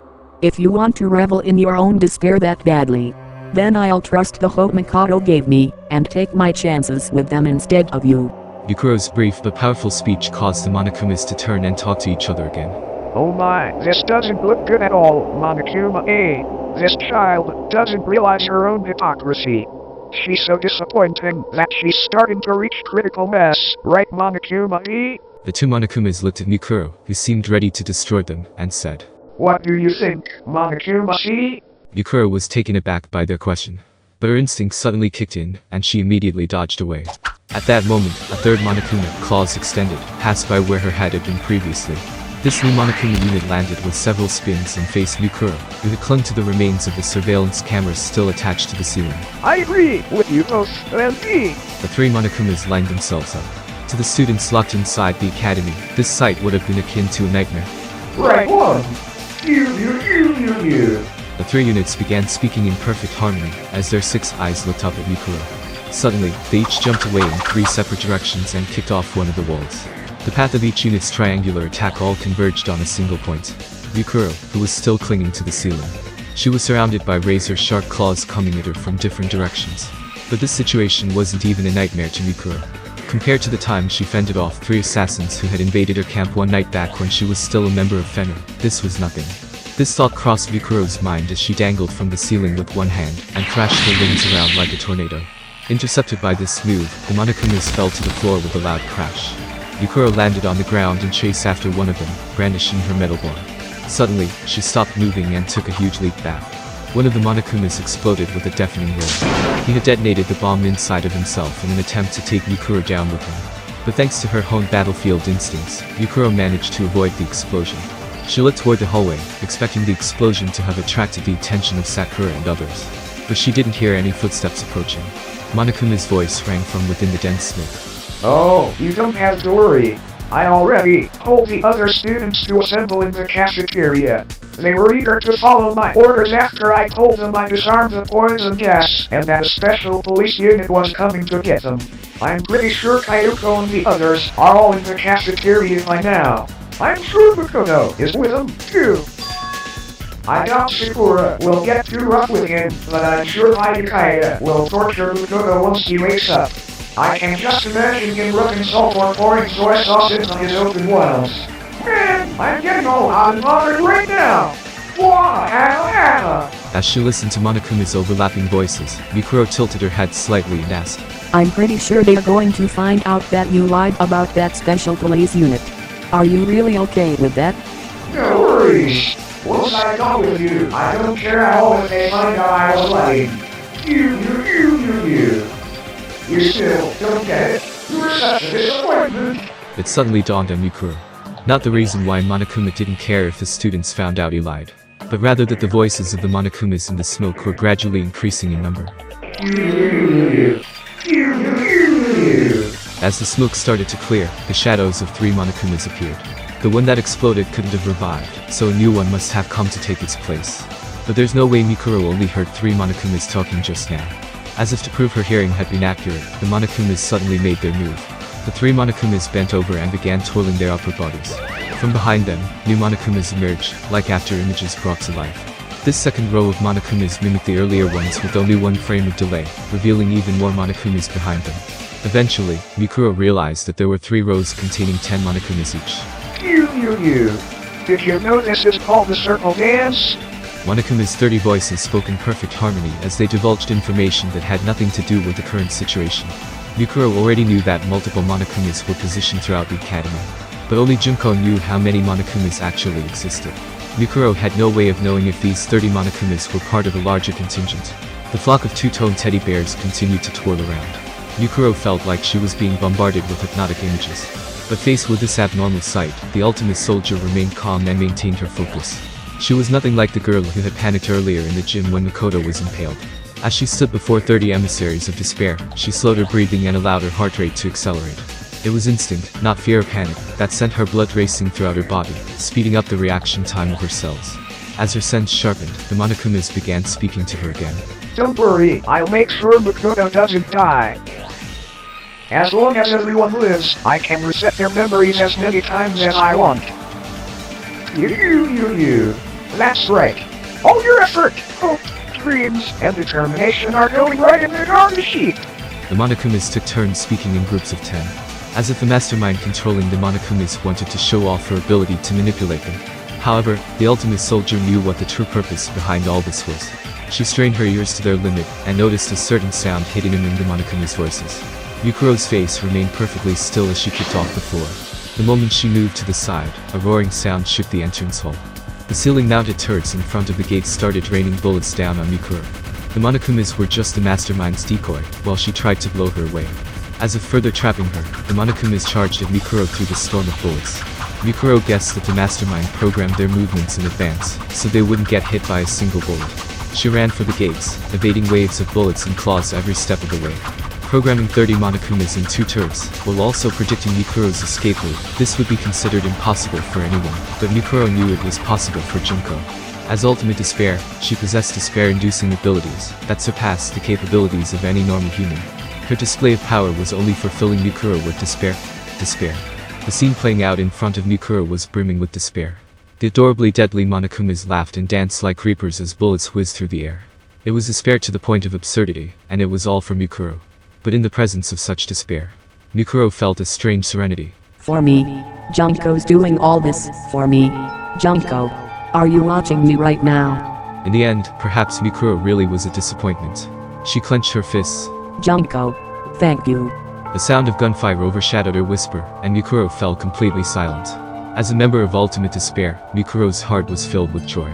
Though she was filled with emotion, her eyes had lost their sparkle. Silence filled the air.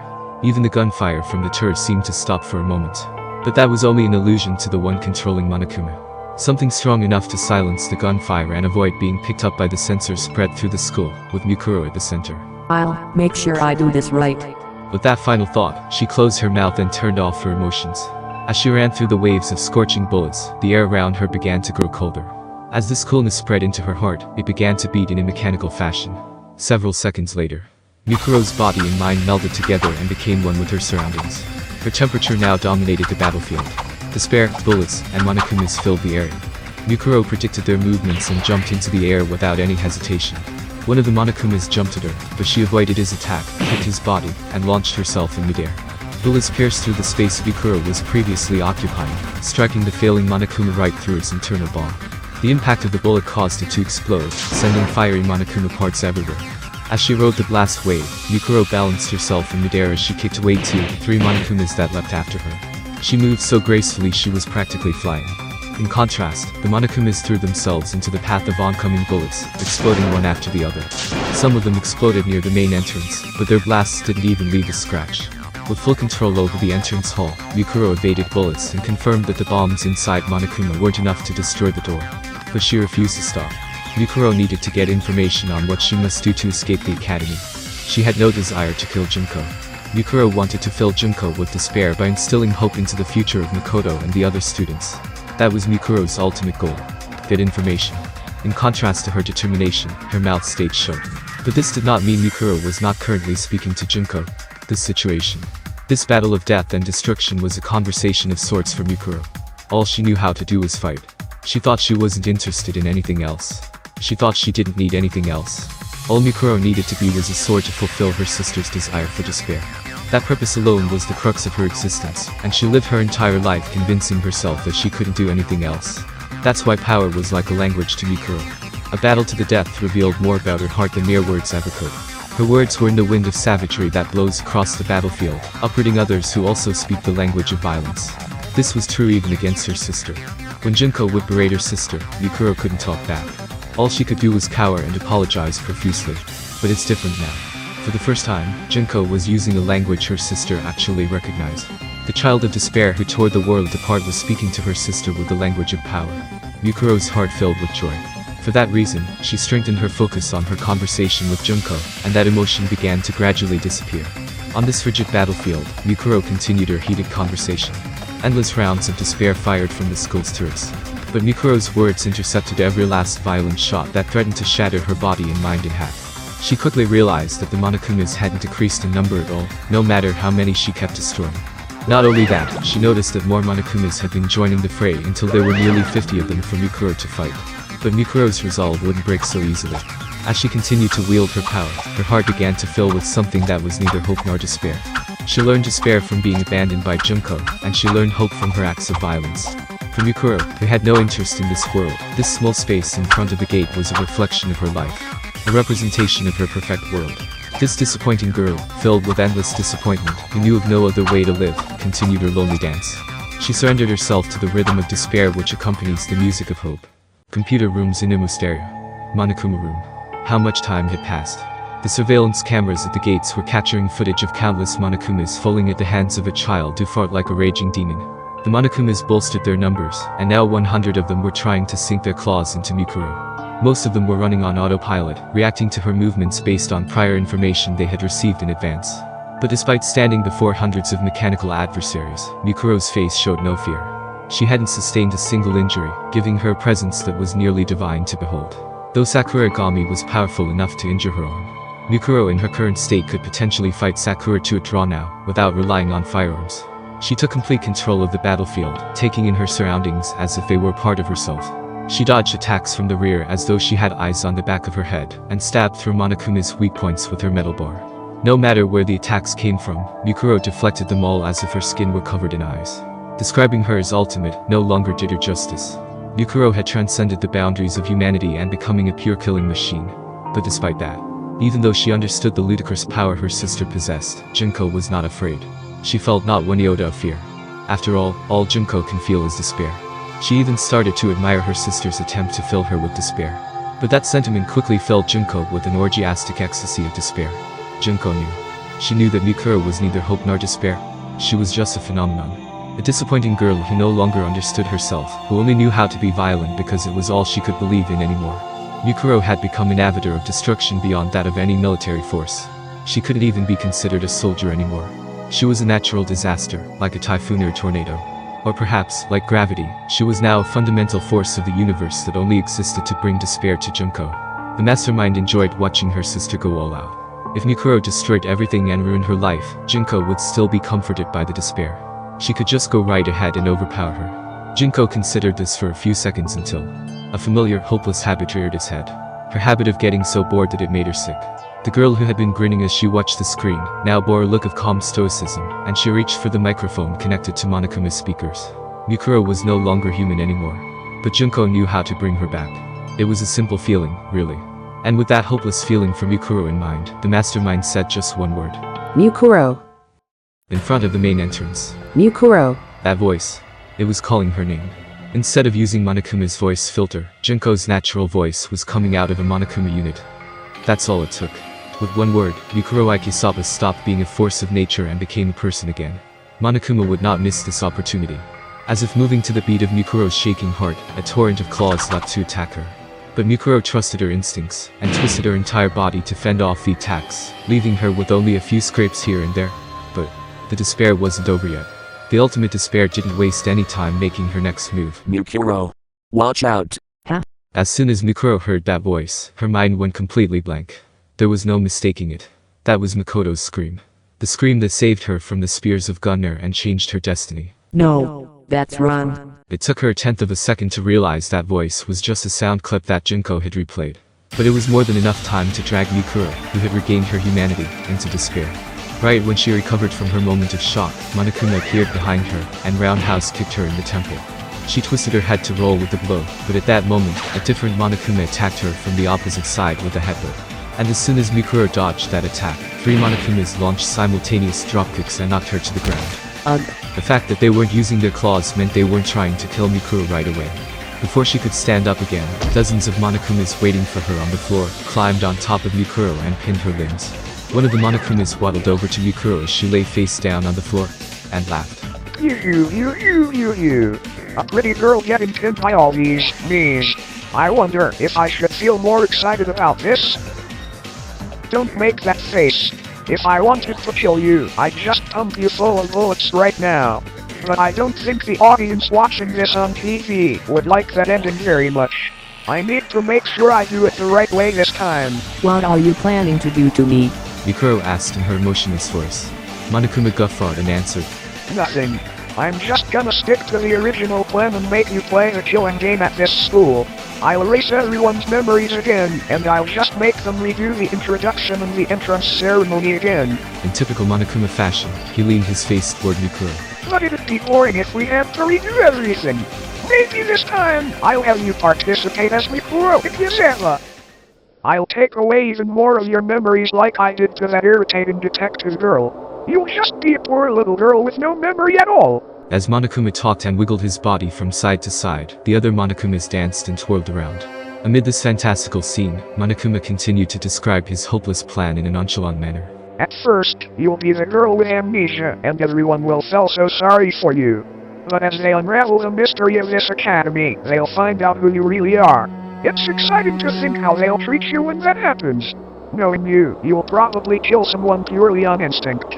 Maybe I should rethink my rules about self-defense. You can't. Their memories would be erased. There was nothing she could do about her classmates hating her, but losing even her childhood memories would mean her connection to Junko would be severed as well. Even if Mikuro had no interest in the world, that was unbearable even for her.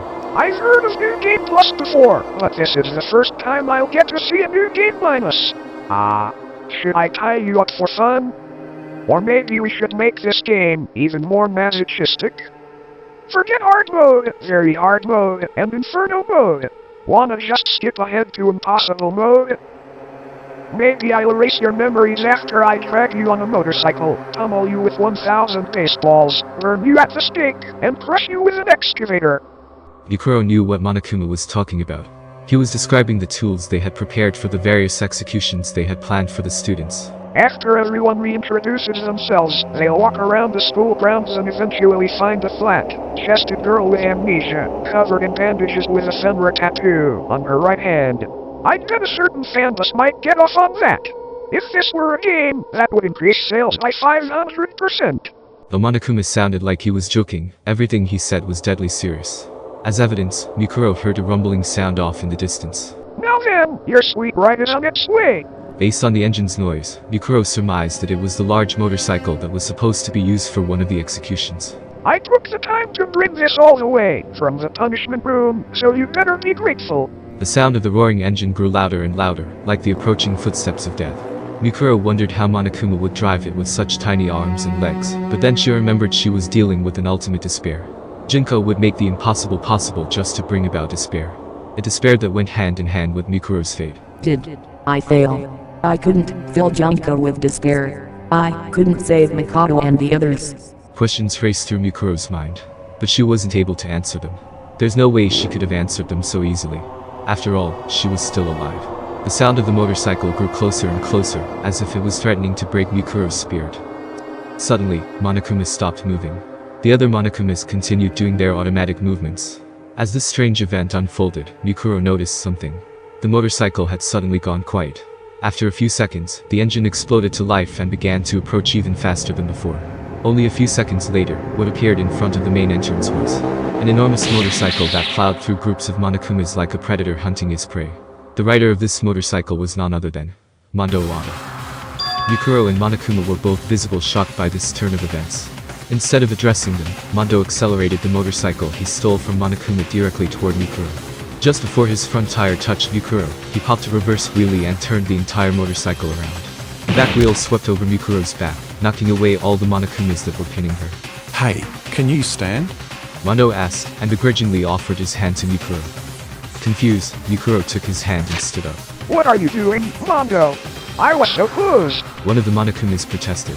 Not in his normal voice, but as the hacker, the Siki matter. Oh yeah. You're Beshiki or whatever, right? That's right. Why are you helping a terrorist? I ain't bragging about this or anything, but I have no clue if you or this girl is lying. The veins in his temple began to bulge, and his cheeks flushed with anger as Mondo said. But still, I ain't the type to just stand around while some idiot gangs up on a girl. What are you saying? Get a hold of yourself. You must be experiencing Stockholm Syndrome. You've deluded yourself into thinking you're friends with a criminal who's taken you hostage. Monokuma tried to explain to Mondo, but he ignored him, took Mikuro's hand, and pulled her onto the back of the motorcycle. Oh, shut the fuck up. I don't know nothing about Stockholm's or syndromes, but don't go acting like you can boss me around. As Mondo shouted, he revved the motorcycle as if he was using it to punctuate his words. The ceiling-mounted turrets began moving, but the two disappeared before the turrets could take aim at the motorcycle. As they zoomed through the hallway, countless Monokumas chased after them, waving their claws wildly through the air. Why? Asked Mikuro. What? Shouted Mondo. His voice was even louder than the sound of the engine. Don't get the wrong idea. I don't trust you at all. He lowered his voice slightly, as if he were whispering to himself. But still, I don't know why, but I felt like I could trust what he said. He? Inquired Mikuro. But there was no time for questions. The unit leading the Monokumas chasing after the motorcycle had almost caught up to them. And them, like the enormous moss and fearsome creature, they brandished their claws in perfect unison. At that moment, the motorcycle zoomed by a certain girl. A girl whose fighting ability surpasses that of any normal human. The strongest girl on earth. With a fighting spirit that defied comprehension, the ultimate martial artist kicked off before. A sound even louder than the motorcycle's engine filled the room. When Mikuro looked back, she saw Sakura landing on the floor, sending the pack of Monokumas flying several meters away. Sakura. As she heard Mikuro mumble her name, Sakura didn't acknowledge it. Like a statue of a fearsome god king, she calmed her breathing as she stood before the pack of Monokumas, ready for battle. Your pursuit methods seem unbecoming for one who claims to be the ultimate hacker. An overpowering aura seeped from her skin, and her skin shimmered as an intense heat began to fill the hallway. Unlike the power of Mikuro's sheer violence, this was the power of martial arts. Mikuro froze the air around her, and time along with it. But Sakura was generating enough heat to bile space itself as she stood before the Monokumas. With that heat stinging her back, Mikuro looked ahead. Hifumi and Chihiro were cautiously peeking from behind the door leading to the dorms, while Aoi and Taka kept watch from inside the building. After passing them by, Mondo slowed down the motorcycle as he reached the front of the cafeteria, and turned into a complete stop. The other students looked warily at Mikuro. But among these students, Mikuro noticed two people who weren't regarding her with suspicion. One was Kyoko, who seemed to be studying the situation. The other one was a skinny boy who was leaning against Kyoko's shoulder. Mikado?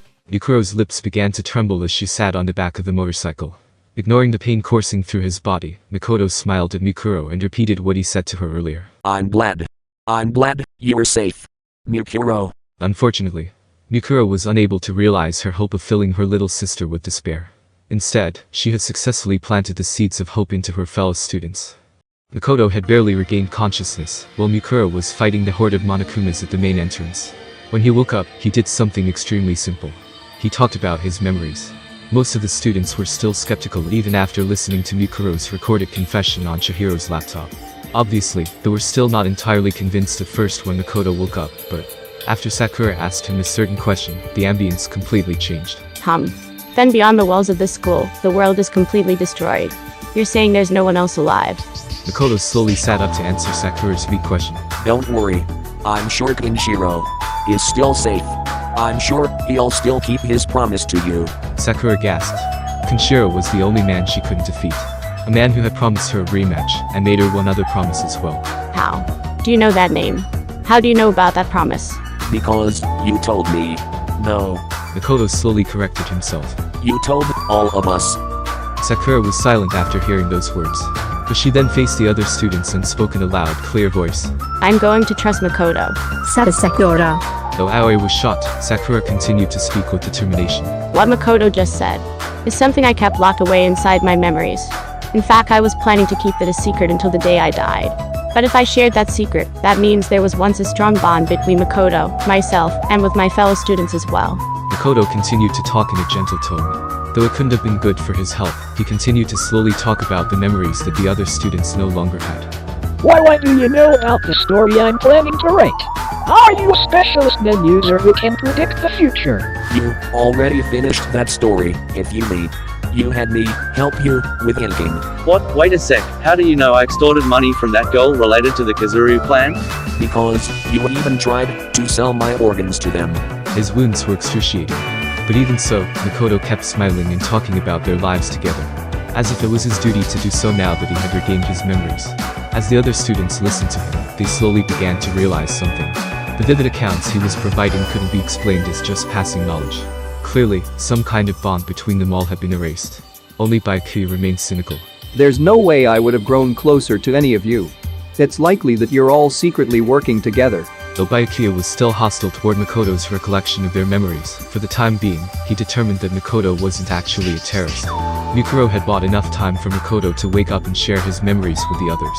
Even if she hadn't intended to do that, there was still a small sliver of hope that she grasped tightly. And now, as she looked at the boy who had smiled at her, Mikuro didn't know what to say. She couldn't think of anything to say at all. The battle was over, and Mikuro was now back to being a disappointing girl. She turned away from everyone's faces and apologetically climbed off the back of the motorcycle. But Makoto saw her and slowly opened his mouth to say, Thank you, Mikuro. You saved my life. Makoto gave her words of sincere gratitude between his weak breaths.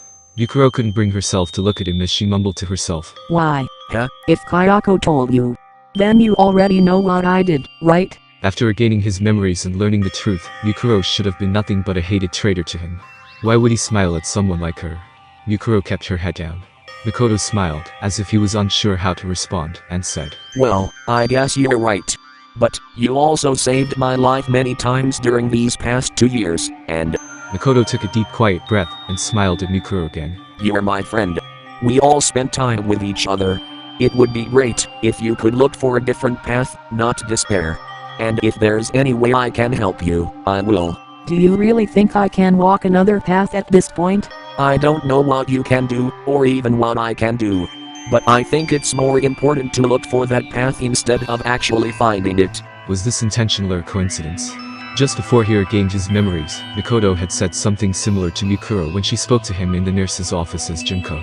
Regardless of whether he lost his memories or regained them, those words revealed Makoto's true character. As Mikuro confirmed that to herself, Makoto blurted out something that was almost too trusting. And it's not just you. Even Junko can. But he was immediately interrupted. Monokuma's face appeared on every monitor in the academy, and his laughter seemed to be coming out of every speaker. I could have kept pretending to be that ultimate hacker, but it's boring to impersonate someone who doesn't even exist. If this keeps up, I'll lose my identity and turn into Monokuma. Kayoko looked up at a surveillance camera and addressed Monokuma directly. You seem to give up pretty easily. There isn't a bear anywhere that gives up as easily as I do. Regardless, I'm pretty sure Chihiro has figured out the secret of my control program by now. So just as I thought, you included that program on purpose. Kayoko realized something when Mikuro told her about Junko. There were 2 reasons such a hateful person would intentionally leave an obvious clue inside the Monokuma units. Either Junko wanted the students to learn the truth about the outside world and themselves on their own, and turn their hopes into despair. Or she was looking forward to that clue resulting in her own plan being undone, which would allow her to feel despair toward herself. She was an angel of everlasting darkness, delighting in her own despair, and using it to spread despair and destruction to those around her. Why would someone like that continue to play the role of Monokuma? Actually, I set that program for Chihiro to discover if she happened to be one of the final 5 survivors. I feel so sad and empty that my preparation was a waste, but I'm going to think about it positively. The word retreat doesn't exist in Monokuma's dictionary. Nervousness began to grip the students as Monokuma continued talking in his relaxing, uplifting voice. Now then, it looks like everyone's here, including Toko, who's still tied up in her room.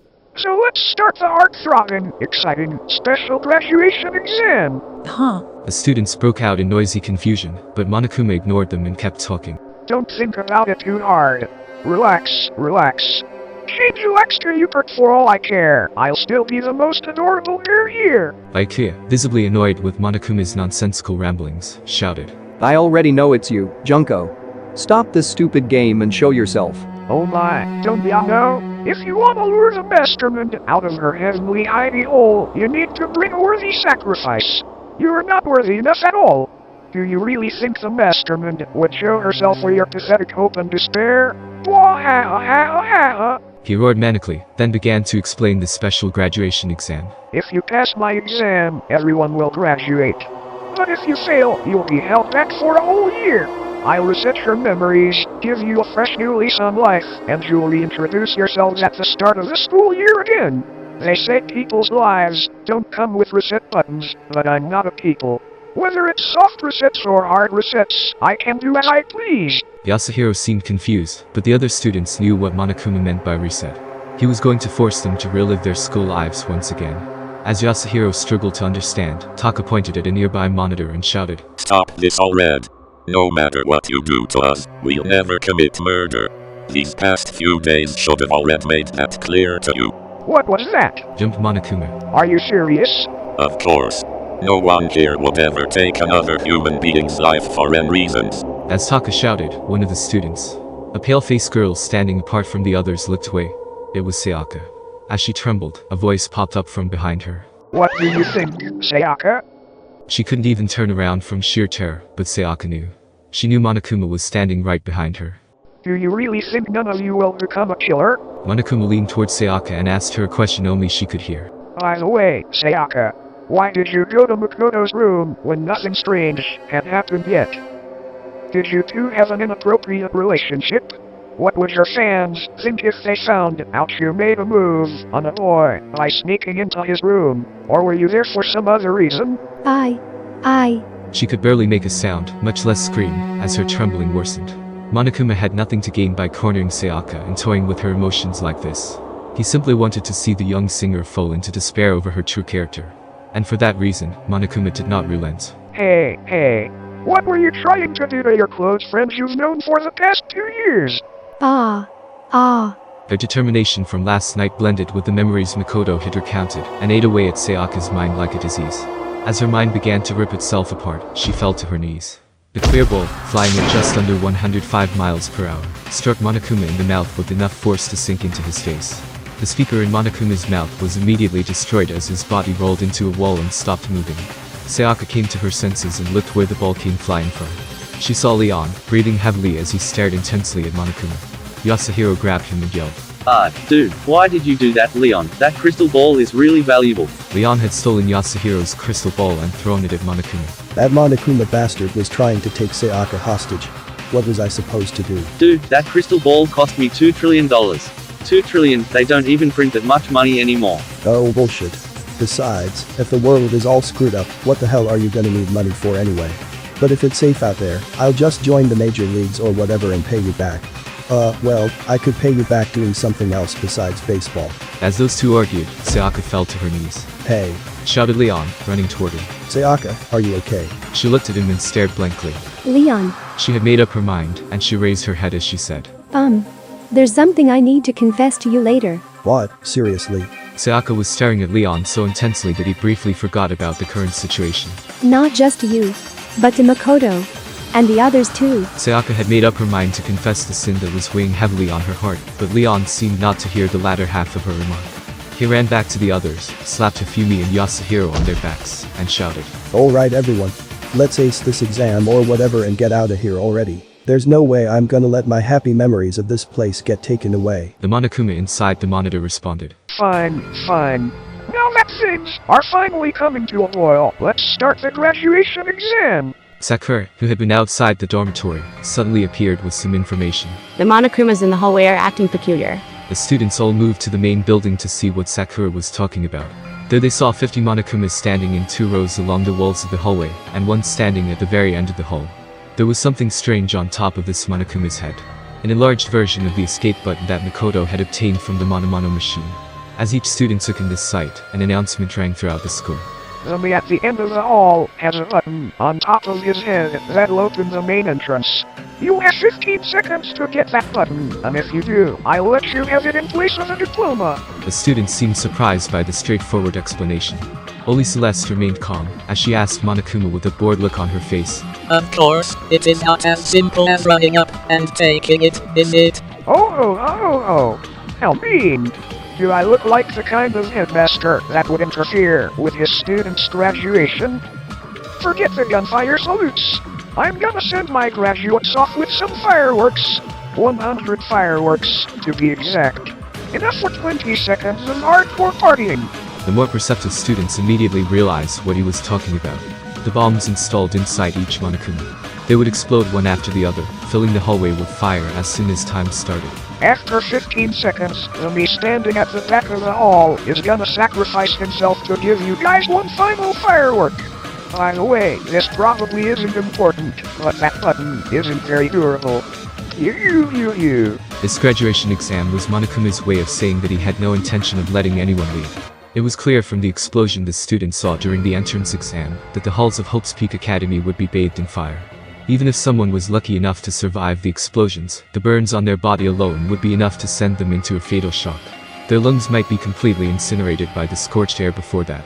Even if they sacrificed one student to run through, the odds were low that they would even succeed. But there was no reason for every student to run in at once either, and a shadow of despair fell upon their faces. Nice. Very nice. I almost want to take a picture so I have those faces as a souvenir. As Monokuma laughed from behind the monitor, Sakura stepped forward. I'll do it. I have only seen the explosion once, but I believe I'm capable of withstanding its power. No! Shouted Aoi. You can't. Even you couldn't handle 100 of those explosions. Sakura shook her head. I'm the only one who even has a chance. Suddenly, Mondo remembered the motorcycle he parked inside the dormitory and said, Hold up. That motorcycle might be fast enough to go through those explosions. I'll do it. Don't be hasty, urged Sakura. Even if the motorcycle is unharmed by the explosions, that doesn't mean its rider will be. As Sakura and others continued their debate, One person stepped toward the hallway aligned with Monokuma's. I'll do it. Mikuro, Screamed Makoto weakly. Mikuro, with her back facing Makoto, turned her head to the side slightly and gave him a small nod. She knew it would come to this. She knew why Monokuma would pose such an impossible exam. Junko is already looking forward to the next Despair game. She's going to erase everyone's memories, including mine. She just wants to torment us and fill us with despair before that happens. But Mikuro knew her sister's personality all too well, and that's why she was confident. She knew that the escape button was real. Whenever Junko brought despair to others, she always made sure there was a possibility that despair would befall her instead. If the students won this gamble and made it through this horrible situation, they would finally escape to the outside world. That outcome would obviously fill Junko with immense despair. In the same way she left a clue in Monokuma's control program, Junko could not be satisfied unless she took pains to assure her own destruction. It was this quality that made Junko the ultimate despair. That's why Mikuro was determined to do it. She knew she was the only person who stood a chance of making that outcome possible, even if she had to risk her life. But right now, Mikuro wanted to live more than anything. She wanted to hold on to this world, a world she had no interest in previously. She didn't even know if this hesitation she felt was disappointing or not. But she wanted to live and continue searching for a new path. A path where she could abandon her submission to despair. Where she could accept the sins of the past and continue to live.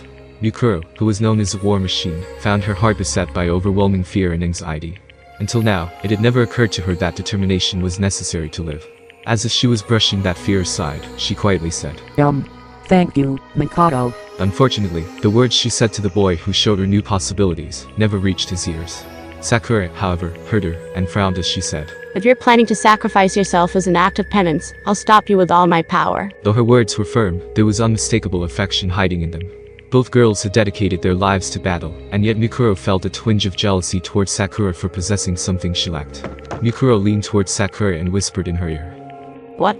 Are you serious? As Sakura's frown intensified, Monokuma's voice blared throughout the halls. Alright, I'm gonna start the exam now. Ready, set, go. There was no time for questions or objections. The frontless Monokuma exploded, sending a roaring wave of heat through the hall. But Mikuro didn't look away. She began moving, powered by resolute determination. Monokuma room. As soon as the graduation exam started, the mastermind focused her control entirely on the Monokuma holding the escape button, and completely synchronized her field of vision with it. She knew what was going to happen next. She could predict what her sister, Mikuro, would do in this exact situation, where she would choose to focus her superhuman skill with weaponry. And so, through Monokuma's eyes, she watched the scene unfold exactly as she had predicted. A pointed metal bar burst through the explosions, heading straight for the weak point of the Monokuma holding the escape button. Specifically, it was aiming for the point where the bomb's detonation system and Monokuma's power source overlapped. It flew straight and through, as if it had been fired by a master archer. In order to bring despair to Monokuma, and by extension Junko as well, the super soldier known as Mikuro Ipisaba threw the pipe like a spear, so it could attack the same weak point she had pierced in the nurse's office. As explosions filled the hallway until only 5 remained visible. The spear's speed and precision as it soared to its target defied all human logic. But the mastermind knew. She knew Mikuro had used her power to fill the world with despair. Power was all that disappointing girl had. But that power was useless against Monokuma. The mastermind had predicted that Mikuro would put all her effort into that throw, and Monokuma caught the metal bar perfectly between his hands. The force of the throw knocked Monokuma back several yards, but the pointed end of the bar never pierced through his chest. Well, that was disappointing. The mastermind turned to look at a different monitor. She wanted to see the look on Mikuro's face when she realized that she failed to strike Monokuma. The despair of seeing the final Monokuma explode right before her eyes, completely obliterating the escape button. She wanted to sear this memory of her disappointing sister's final moments, as her newfound hope sank into a dark pit of despair. On instinct, she turned her attention to the surveillance camera that hadn't been destroyed. But instead of seeing Mikuro and the others, she only saw Sakura, who looked as though she had finished launching an attack. She only thought it was strange for 1 second. But then the hopelessly powerful mastermind completely understood the situation and shifted her point of view to Monokuma. But because of that single second, Junko would feel just a pang of despair.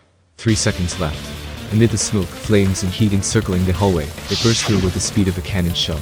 It glared at Monokuma with hot boiling eyes that betrayed the icy expression on its face, and then, sharply, swiftly, strongly, it transformed into a living weapon that cuts through everything, revealing its true form in that hall of despair. 2 seconds left. Monokuma, who was still holding the metal bar in his hands, tried to move but, at that exact moment, the living weapon carved a path through the flames and appeared before him. Its body, which had never been wounded on any battlefield, was sustaining all manner of burns and injuries. But even so, it did not falter. The fire in its eyes never flickered once. 1 second left. The living weapon, Yukuro, slammed her knee into the back of the metal bar Monokuma was holding. The sharp tip of that metal bar pierced through Monokuma like a rail spike, shredding the detonator and his power source into pieces. Time's up. The 100 explosions ceased and smoke blanketed the hallway. Yukuro had dived into Monokuma, and the pristine escape button now rested in her hand. She and the other students of Hope's Peak Academy had passed the graduation exam. It was only a small amount of despair. Monokuma had tasted it in only 3 seconds. First floor hallway. Junko. Yukuro looked down at Monokuma. He could no longer move or self-destruct. When she spoke to him, a static-filled voice emitted from his mouth. It seemed his communication functions still worked. You. I never expected you to do that. He still sounded like Monokuma. It seems his voice modulator was unharmed as well. I must have overestimated you. I never thought you'd need anybody's help on the battlefield. When I give the signal, please launch me forward with a roundhouse kick. Yukuro whispered these words to Sakura just before the explosions started. After Yukuro threw the metal bar, she jumped into the air at the exact moment Sakura unleashed a roundhouse kick. Right when Sakura's foot made contact with her own, Yukuro used the force generated by her kick to propel herself at Monokuma. Using the ultimate martial artist's superhuman attack like a springboard, she shot herself through the air like an artillery shell. Enduring intense heat, shrapnel, and blood-draining G-force, she stayed conscious as she charged through the hallway engulfed with explosions and despair. Yukuro trusted Junko. She trusted Junko to predict that she'd throw the metal bar and catch it accordingly. Then she tried to look at her face as the despair sets in. The Junko and Ashima she knew would definitely do that. Although Mikuro hadn't predicted that her sister would try to kill her with the spears of Gunner, she had a better understanding of her actions now. As Mikuro stared Monokuma in his face, all he could do was laugh scornfully. You put your life in someone else's hands for a deadly battle? I don't know how I feel about that. You always be a half-assed disappointment. I guess this time I'll just say I lost, because I didn't see this much disappointment coming. The end. Yukuro shook her head at Monokuma. No. You're wrong, Junko. Huh? If you want to talk about winning or losing, I think we lost before we even started. Yukuro's eyes shifted from side to side, as if she was unsure of something, and she fidgeted in place as she continued to talk. No matter how much despair they felt, you didn't think they'd kill each other the way they were before. That's why you erased their memories. They aren't like the others you forced in the past. You knew these students would never do it. That's what you believed, isn't it? What are you talking about? So, it's okay, Junko. I'll bring back everyone's memories someday and I'll show you everyone's happiness and their bonds. I'll show you all that to you and fill you with even more despair. Yukuro nodded after she said this, as if to cheer her sister up. After several seconds of silence, Monokuma responded. You finally beat me this one time, and that lame speech is the best you can do. You're such a disappointment. You never fill me with despair. It's just constant disappointment. After pouting like a sore loser, Monokuma continued to speak in his usual tone. But you guys will be back. And when that time comes, I'll invite you guys to a wonderful place. I found out about this fun island while I was running things here. Monokuma's laughter filled the room before the static finally cut out, and his remains fell silent. He wouldn't be talking anytime soon. The mastermind was already preparing a new despair to bring to the world and to the students of Hope's Peak Academy, Junko included. In the end, the mastermind stayed in her Monokuma persona until the very end, and Junko and Ashima never showed her face again. It was as if she resented the despair Mikuro had given her. That thought almost filled Mikuro with despair. But when she heard her classmates calling for her, she sealed that despair into the depths of her heart. From now on, she would seal away all her despair. And one day, when she can give Junko the perfect despair, she'll unleash all the despair she's stored and plunge with her sister into a dark abyss. I won't leave my little sister alone. In the end, that was the first hope the disappointing older sister had felt since she was a child. Several hours later, main entrance. Mikuro, are you really going to go out wearing that wig? After receiving a blood transfusion of the correct blood type, Makoto was beginning to show signs of recovering. Mikuro, holding her wig to disguise herself as Junko and Ashima, nodded. If I live as Junko, I might be able to understand her better. Despite that, Mikuro's voice still sounded like her own, as if she hadn't fully decided. And I've made up my mind. While I'm out there, I've decided I'll accept everyone's hatred toward me and toward Junko. I can't die until I've destroyed all the despair that Junko has spread. The damage that ultimate despair inflicted upon the world could not be measured in terms of money, culture, or even human life. Television broadcasts had already begun informing people that Junko Enoshima and Mikuro Akisaba were the heart of ultimate despair. Among the survivors in the outside world, there are still people who hadn't been tainted by despair yet. Regardless of the fact that she released Makoto and the others, to the survivors, she was nothing more than the reason the world ended. And to the terrorists wearing Monokuma masks who continued to ravage the world, Mikuro was nothing but a traitor. She was now in the hopeless situation of being enemies with most of humanity, but Mikuro wasn't making a big deal out of it. I'm going to try not to kill anyone who comes after me for revenge. Wouldn't it be safer to just turn yourself in? Wondered Yasuhiro. Well, you might just get executed instead, but you could live to be an old lady if your trial keeps getting pushed back. Mikuro slowly shook her head at Yasuhiro. Laws. Justice. These things no longer exist. Is it really that bad out there? And maybe we should just stay in here. Byakuya glared at Yasuhiro with contempt. Ignorant idiots should just shut up. Your fate won't change whether you stay in here or not. Though he was shocked to learn the Tagami Corporation had been destroyed, Byakuya continued to remain firm and proud, even toward Mikuro. You are a rare asset, continued Byakuya. So I will let you live for now. Depending on your actions, I may consider forgiving your crimes after I've built a new world. Only a Tagami would boast that they're capable of forgiving the crime of ending the world. You don't need to do that. I don't plan on just surviving. After turning away from Byakuya, Mikuro looked at the other students. Everyone was reacting in their own way. Kyoko had a look of quiet preparation. Toko, having just changed back from Genocide Jack, was panicked and confused. Mikuro looked back on the 2 years she spent with him, then turned to Makoto, who shared the same memories as her, and gave him the escape button. Makoto. You press it. Huh? Me? I think it's better if you press it instead of me. As she watched Makoto accept the button with some hesitation, Mikuro thought about what Monokuma had said. You guys will be back. Mikuro knew that Monokuma was telling the truth. After all, the file the students needed to fully restore their lost memories remained hidden in the academy. The research notes of Yasuke Mitsuda, the ultimate neurologist. His research is the key to restoring everyone's memories. Even if the students no longer have their memories, they may be able to repair the bonds they had built among themselves over the past 2 years. But as long as their memories remain unrestored, the mastermind could still repeat her deadly plan. Although the island mentioned earlier sounded strange, the students could not turn their backs on the despair facing them.